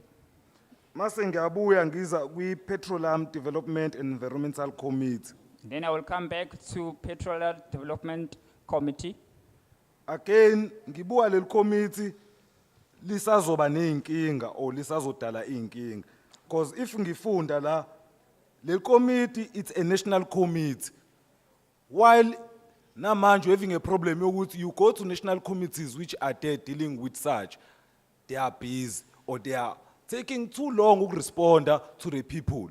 So it's better to have ama committees that are established, either regionals or provincials, than to have one committee which is a national committee overseen by only a minister or national. Sinenkinga ke futhi masibheka ikomiti ke leli kukhulunywa ngalo la ngoba siyabona ukuthi lisebenza kakhulu lapha ke kuzwelonke.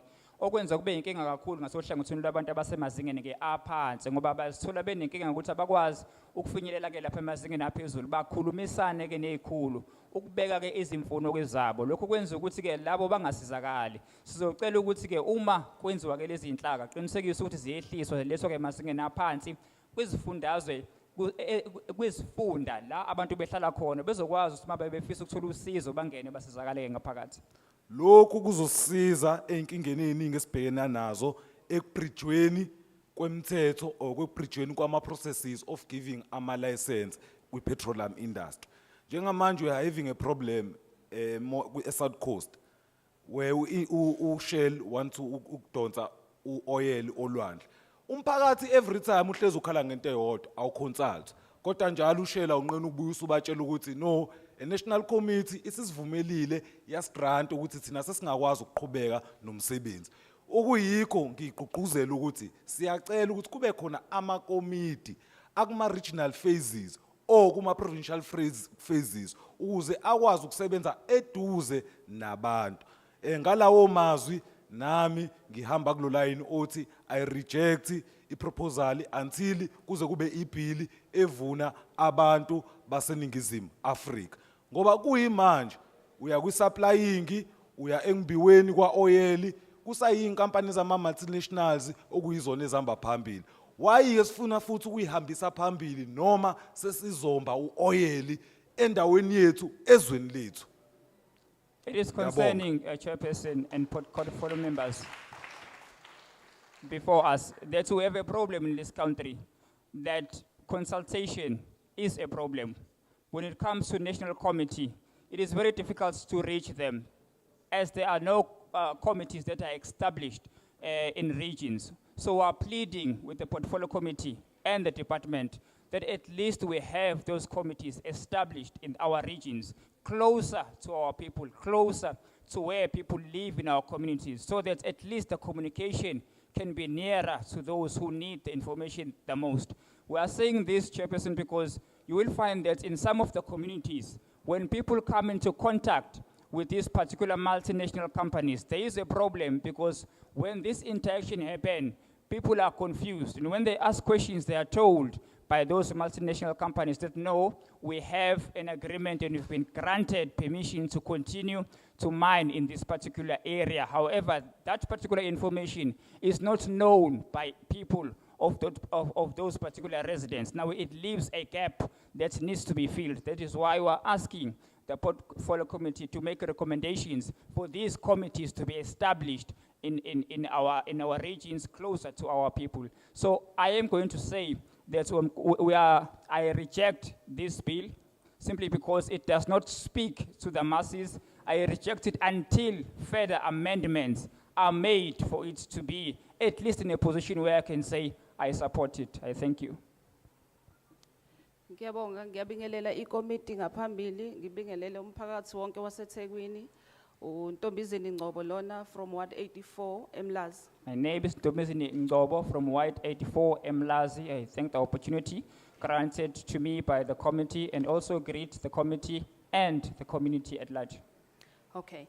Ngizoqala nje ngawo lo 10% ukuthi ke asazi nathi noma nani nishilutha nazi bafike kanjani wona. Siyabantu abamnyama nje sisodwa eSouth Africa asiwenzi u10% senza more than that. So udrafte le bill uthathe iphiloko usebenzise iphi formula, and again uma le bill izothi ene abantu abamnyama thina la eSouth Africa sazi ukuthi ke si diverse. What about others uma izofaka thina kuphela? So asenzini lokho kwakwenziwa abelungu uma beshaya imithetho beshayela bona bodwa beshiya ngaphandle thina.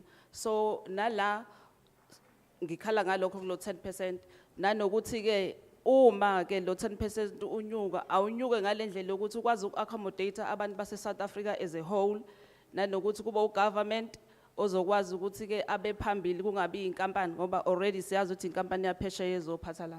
My first concern, Honorable Chairperson, will be the 10% that is proposed with this bill. It's not enough. And I'm also questioning the mindset and the logic behind the person who constructed this particular bill, because in no way can we agree that as black people in this country, we constitute 10%. I believe that we are more than 10% as black people in this country. So it does not make sense to me that only 10% is going to be allocated to black people. And also, we need to consider that as black people, we are diverse in this country. So our diversity should be taken into account as well, because when it also says or speaks to black people, it does not give us clear an indication as to say how is it going to be shared among these racial groupings. Are we not also doing what the apartheid government did if we are going to be sideline people according to racial groupings? Okay. Okunye siyazi ukuthi ke si Africa or South Africa si third world country. So lama countries uma efika already asebonile ukuthi uoyela ungambiwa eSouth Africa bazowumba. Sacela ugovernment akwazi ukucontrol ukuthi sesiwumbile ke sicela uhluzwe yithina. Kuzoba namathuba futhi ke ukuthi thina ke singakwazanga ukuyofaka lapha yana emboneni kulo 10% ozokwanda sikwazi ukusebenza. So ngalokho nje sacela ukuthi ugovernment kube uyena ozoba phambili kakhulu, singa underminewa inkampani zangaphandle ezweni lethu kumnotho wethu zifike zisitshela ukuthi sine oil ziphinde futhi zizingamele ngaphezulu kuzo lezo sitshela ukuthi zizokwenza njani ngoba bazi ukuthi bona bayikhondla banemali banawo wonke ama resources thina asinawo. It will be distasteful, Chairperson, if we are going to be told by multinational companies from Europe or any parts of the world that firstly, they've discovered that we have oil and gas in this country, and secondly, they want to tell us how much are they going to give us, and then thirdly, they want to tell us also that after these resources have been extracted in our country, they're going to take them abroad for processing. So what we want, Chairperson, is that we be given a right to process our own resources. Then after that, they can maybe leave with a material that has already been processed.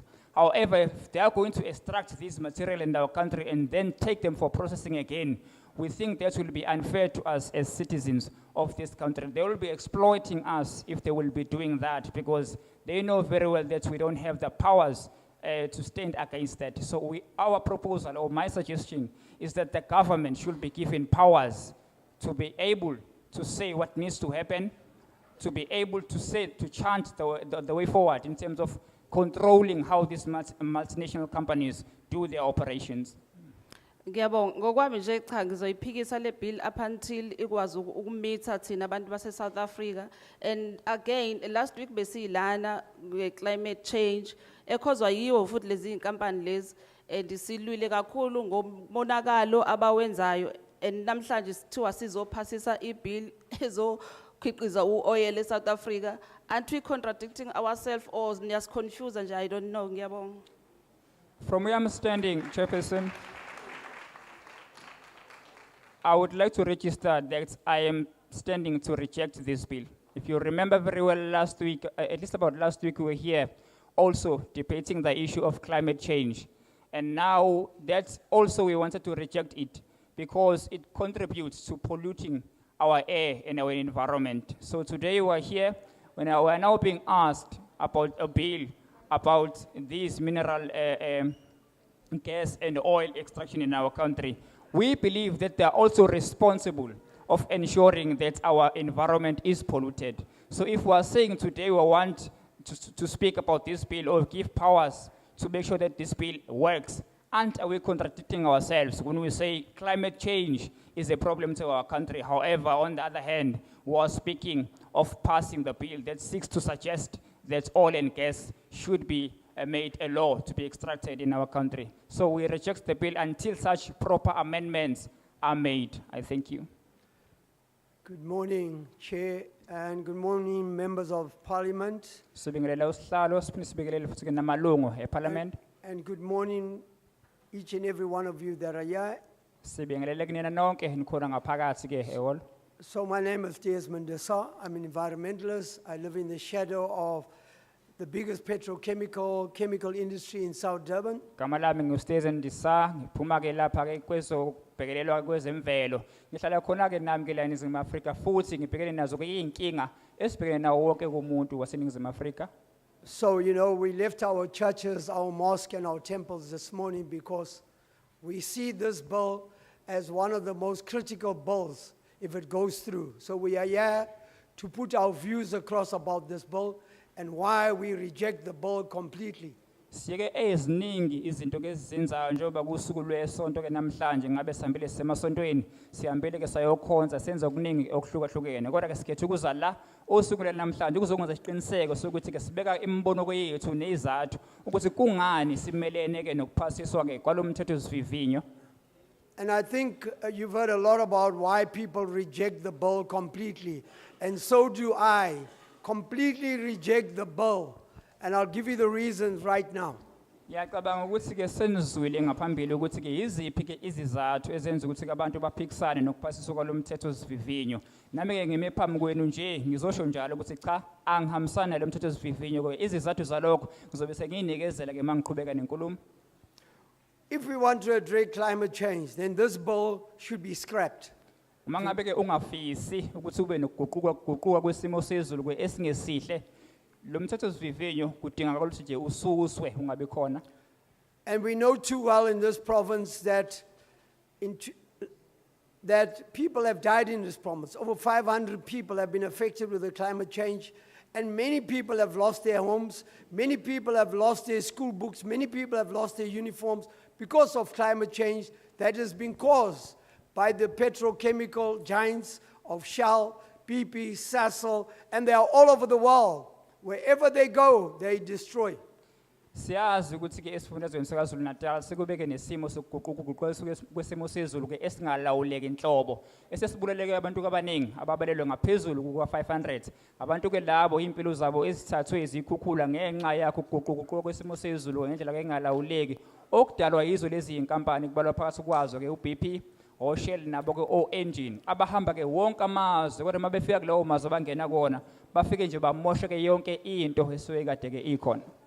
This bill has been written in a way to try and fool the public to agree. But I'm glad that I'm here, and I'm glad to hear what people have said, because they have found out it's going to protect those very old, those very same oil corporations, Shell, BP, and all of them, when they drill, so that if they invest, we cannot stop them from drilling in our ocean, because the government will be held responsible in international courts. Siyajabula kakhulu ukuthi ke ngime lapha phambi namhlanje ngizwe zonke futhi ke izinto esikhulunyiwe oza kwethu abezela ngaphambili bafike babeka embono yabo okungijabulisayo ukuthi ke nabo baqonda kahle ukubaleka kokuphikisa lo mthethosivivinyo ngoba ke lo mthethosivivinyo ke uzosicindezela ayikho into enhle osizela nayo laba zinkampani ke ezinkulu okubalwa phasi kwazo ke uShell no BP ezikwenzayo nje ukuthi zona zifuna ke imali sizocela ukuthi uhulumeni ubambisane ke nathi ukwenza isiqiniseko sokuthi ke kuba wona uhulumeni olawula ukusebenza kwabantu ke bafana nezinkampani esengizibalile. You were talking about oil corporations that are over 70 years old. Shell, BP, Engine, Sasol, all of them. 70 years, ask yourself, what have they done in this country? Because what we have seen, destruction and chaos and huge unemployment. Sikhuluma ke la ngeinkampani esibala phasi kokunye ke uShell, uSasol, uBP zibalelwa ke eminyakeni ke ewu70 ubudala zikhona nje isebenza. Kodwa ke kufanele sibuze umbuzo lezi inkampani ke kiyo yonke leminyaka yini eziyenzele ke abantu ngoba yonke indawo la sihamba khona noma zonke indawo la isebenza khona zifike zone zenze ke omkhulu umonakalo. If we don't, we are contradicting ourselves. If we don't address climate change, the very same corporations in other parts of the world are signing up so that they address climate change. Why are they coming to South Africa to drill for oil and gas, which is going to increase the climate? Asiqonde ke sikhuluma ngakho njengoba siningizimu Afrika uma ngabe sithi lo mthethosivivinyo sixoxisana ke ngawo ke ngokweqiniso ngoba ke iqiniso lithi ke lezi inkampani ke zangaphandle nazo ke futhi ziyaqonda ukubaleka lokulwisana nokuguquguquka kwesimo kwesezulu ke okungalawuleki. Yingani ke pho zifuna ukungena ezwenikazi laseningizimu Afrika ziphinde futhi ke zona zizoba uoil nayo ke igas okuzophinde futhi kudalele thina inkinga yokuthi isimo sezulu sethu sisithole ke sesingasalawuleki. If they thought carefully about this bill, firstly, they would have considered that the sea level is rising. They would have considered that we have strong currents, and we know over the years how many ships have gone shipwrecked, whether it's in Richards Bay, where coal ships have cut in half, or whether it's in Durban, where ships and containers have sunk in the Durban harbor.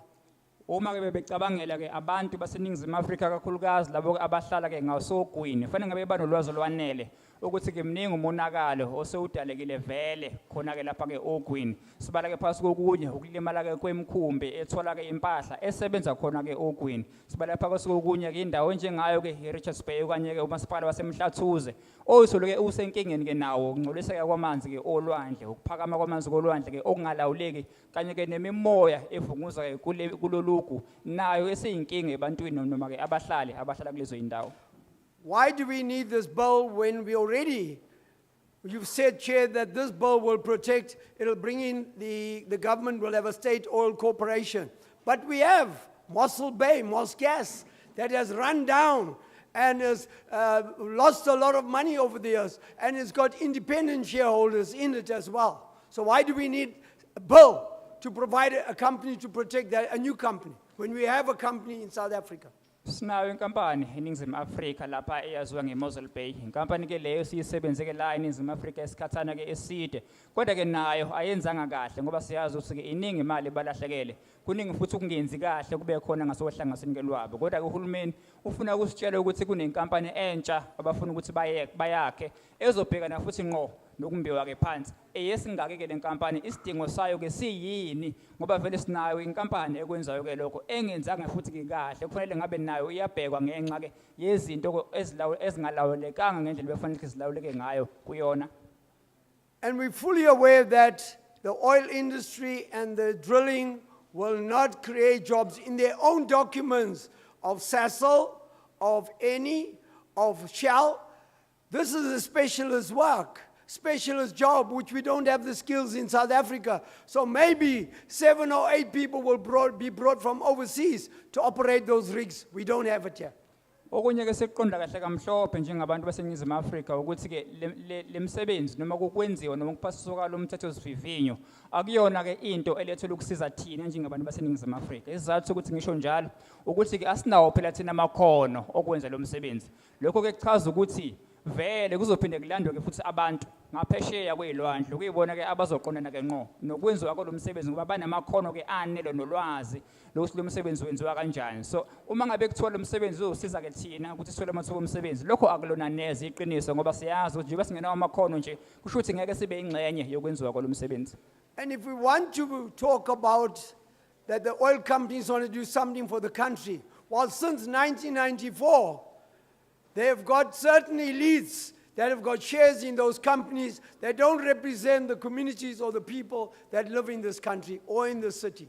Nalo ke futhi kulwazi ukuthi lento kayiqala ukwenzeka kusukela enyakeni ka1994 bakhona ke vele labo abasemazingeni aphezulu ebebesithola ke beba ingxenye yalezi inkontileka kodwa ke nabo abakazi babasize abasemazingeni kaphansi njengoba ke futhi kukhulunywa ngalo mthethosivivinyo ke nje kusazobhekwa futhi ebantwini kabafanayo okusho ukuthi ke labo ababese ngasizakala ngeqaleni basazoqhubeka futhi baphinde bengasizakali kuphinde kunikezwe labo ababese betholile vele kusukela enyakeni ka1994.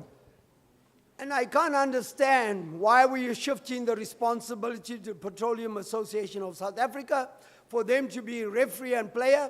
They have failed in their oversight. If you look at the refineries in Durban or in Cape Town or in Total or in Sasolburg, they're in a mess. What role do they play in oversight because they've done nothing? In fact, people have complained bitterly that the Petroleum Association has failed, not only in the mining, but also in the oil refineries. Yeah, can you imagine how they're going to run, how they're going to manage the drilling? Kuphinde ke futhi kumangaze kakhulu ukuthi kungani uhulumeni efuna ukukhomba ke ngenjumbane okanye ekhombe ke iminwe lapha kulabo abaphethe ngasohlangothini ke lokwenziwa kwawo kumsebenzi ke lo wokukhiqizwa kwawoyela wasolwandle kanye ke nayo ke igas. Kungani kufike kube yibona abashaya umthetho kuphinde futhi kube yibona abawulandelayo kungabe khona umuntu ozokwenza isiqiniseko sokuthi ke bona bayagadwa kuba basebenza ngendlela yini bakhomba ke iminwe inkampani enjengo Shell inkampani enjengo Sasol nenkampani ke enjengabo ko OBP no Engine kodwa ke bona ngasohlangothini ke lwabo akukho okucacile nokukhulumekayo ukuthi ke ukuhluleka ke kwabo bazoqonda kanjani noma bazoqondisa kanjani ukuthi ke esikhatheni esizayo kube impumelelo.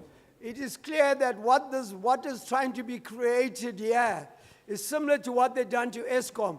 We have a Minister of Enterprise, we have a Minister of the Minerals and Energy, now we have a Minister of Electricity. What is going on? Do we need the same here as well? 3 people when 1 person could do the work. Or employ workers, more workers and less ministers. That's what we need. Kucacile kulomthethosivivinyo ukuthi ke into eqonde ukwenziwa la uhulumeni ukuthi nje usinikeza ke into efanayo nalethi siyibonile yenzeka lapha kwa-Eskom ukusola sinongqongqoshe ke abathathu kodwa ke ababhekelele into eyodwa mawuthi uyabheka sinomngqongqoshe obhekelele ke ugesi ungqongqoshe obhekelele ke izinkampani zikahulumeni ungqongqoshe obhekelele kwezokumbiwa phansi ke namandla okuyinto ebukeka iyodwa ke emehlweni ke ngabe yinto leyo esimisele ngokuyenza yini na kulolu hlelo oluphakanyiswa kulomthethosivivinyo kwesunikezwayo ngoba kungabe kunikezwa amathuba omsebenzi abantwini abaningi kunokuthi kuqashwe ke abantu ke ngamunye bebe ngqongqoshe beholeke eningi imali. The bill fails completely. It does not address the protection of the commons, of our water resources, of our land, of our soil, of our air. This bill is giving carte blanche to the oil moguls and the minister to do what he wants to do, and the society will pay the price. And that's the weakness of this bill. It gives power to 1 person, even though it's divided in subsection all over, but it gives power to 1 person where the bill is not going to help us as the people. And so, like you heard my brothers here, they've come up and sister and said, well, we've been fighting, wanting to get a bit of this here for years and got nowhere. This is going to be the same thing where people are going to be, where they're going to be pushed from pillar to post. And that's why the bill must reject it completely. Okubi ngalo mthethosivivinyo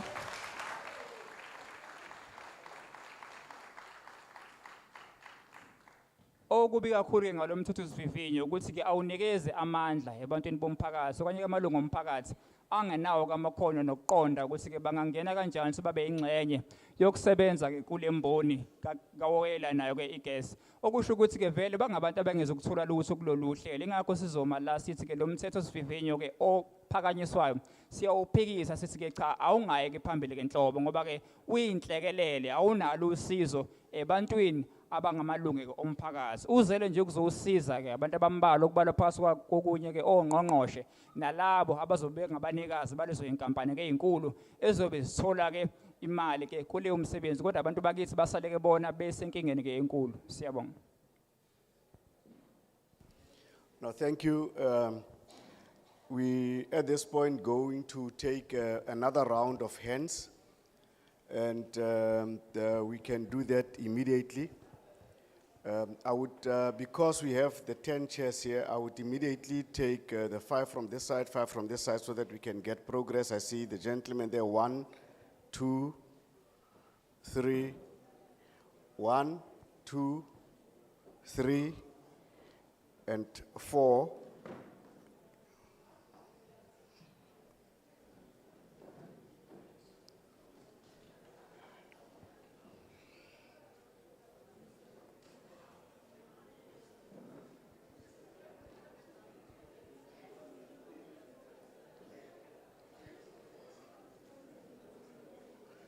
Because you are 5, see, just the,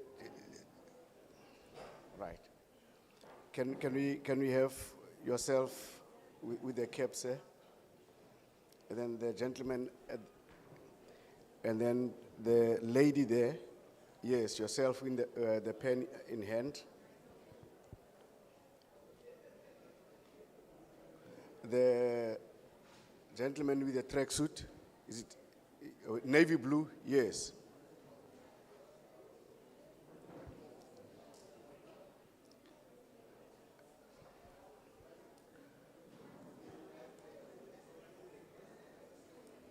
And the gentleman here.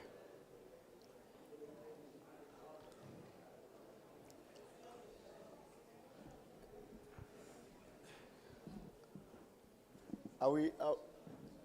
Does it add up to the 10? Is it more than 10?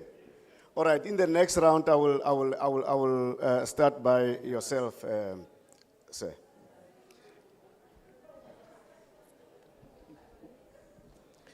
Now you have seen how the first group of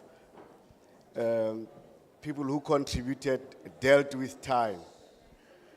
You know, normally when we go towards the end, people will start leaving and so on. So let us just be considerate of time. I'm not as generous as the chair with the 5 minutes. I'm going to limit it to not more than 3 minutes so that we can all have a way of participating in this important issue at hand. So you can proceed. Sizocela ukuthi ke sinikezane ke isikhathi ke esingekho siningi kakhulu ngezathu sokuthi ke sibaningi sifuna ukubeka imbono uma ngabe ukhuluma ucabangela bezemva kwakho ukuthi ke isikhathi singadleki kakhulu ngoba abantu baye baphume ke holo uthola ukuthi ke umsebenzi awusenzeki ngendlela so cela nje isikhathi sisibeke lapha ke emzuzwini ke emithathu singadluleke kulokho siyabonga sewungaqala ba Sanibonani. Greetings. Ngizobingelela iParliament la wezongumbiwa lo khulumayo usomkhanda wakubo kwababo wakhe le eNewcastle. I will greet the portfolio committee before us today. My name is Somkanda and I'm coming from Newcastle. Let me interrupt you, sorry. The noise levels are are getting higher. People say when you start getting tired, the noise levels goes up. So can we just respect so that we can get the audio very, very well for purposes of discussing further? Sizocela nje bakwethu ukuthi sehlise kancane ukukhuluma ukuze sizokwazi ukuzwa lo baba ophambi kwethu ukuthi ke ubeka uthini. Ngiyabaxolisela. Lo khuluma la usomkhanda wakubo kababo wakhe okuthiwa wontini lenye ukhasela ngingaphansi kwesisonke organization Environment Justice Network. I would like to apologize on their behalf, Honorable Chairperson. My name is Somkanda. I am coming from Newcastle under the organization Sisonke Organization Environment Justice Network. at Sisonke Environmental Organization. Environment Justice Network. Justice Network, thank you. Ngiyabonga baba. Ngicela ukushaya nje amagalelo mhlawumbe abemabili. Ngingeze ukudla isikhathi ngoba bese ngilulekiwe.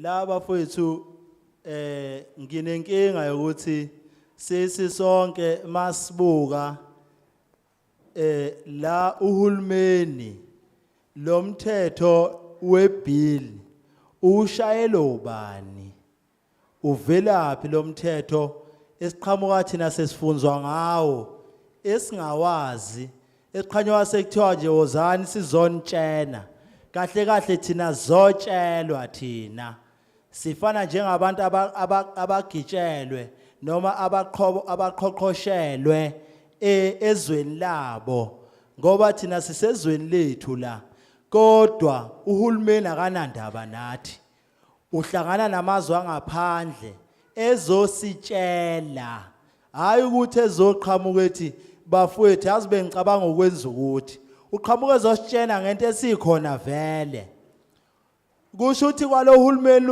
okhona la uphathela umthetho indoda engizoyibeka nje ngithi akusindoda kahle umuntu wesilisa ngoba awukwazi ukuzotshelwa abantu baphesheya bekutshena ezweni lakho uthi yenzani uyafunzwa yonke into esiyitshenwayo eqhamuka emazweni aphesheya njengoba ngeke ngeze uza kwethu ethi ikhona i-engine I'm sure isithi ayisiwe ngokubona kwakhe phesheya kusho ukuthi kwathina sesithengisiwe amandla.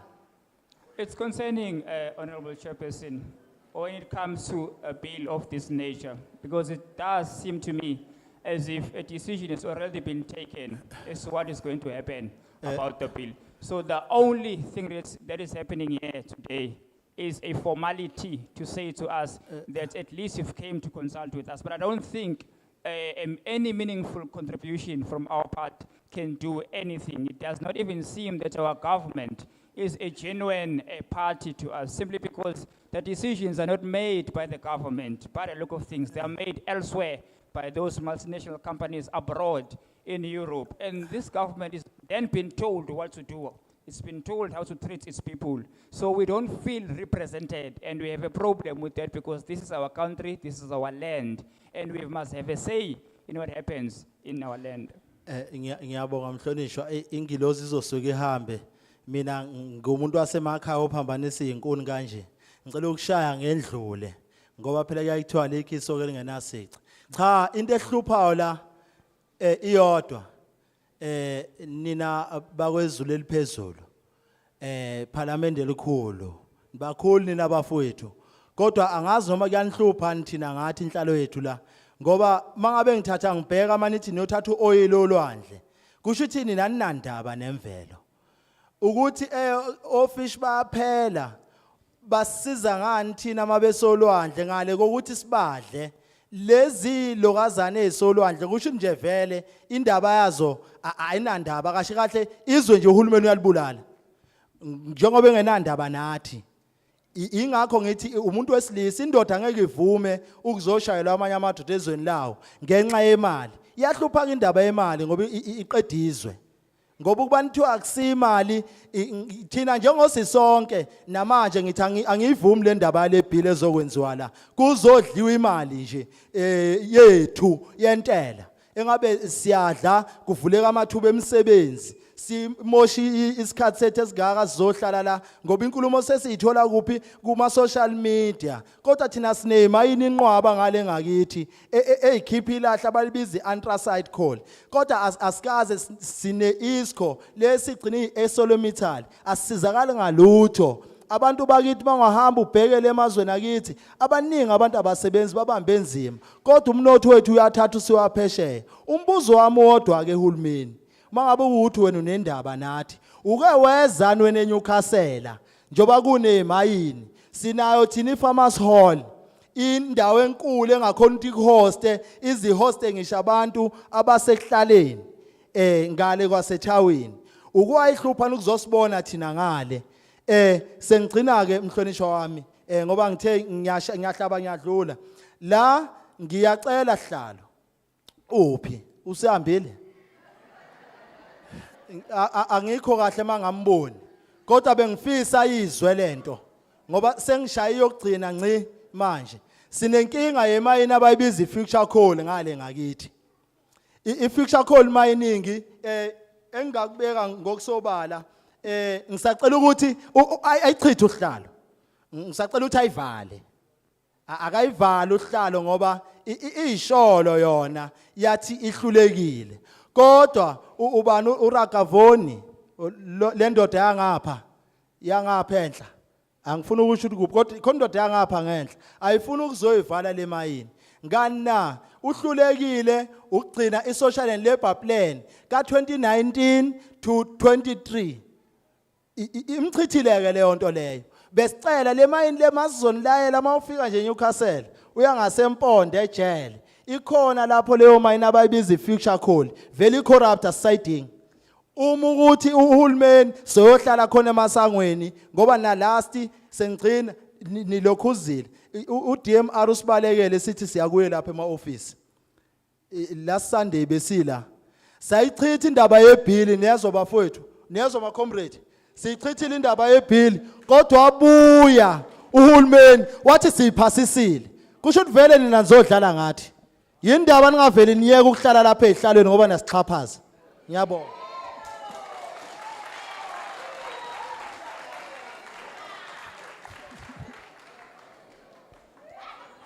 Honorable Chairperson, it is concerning on our part.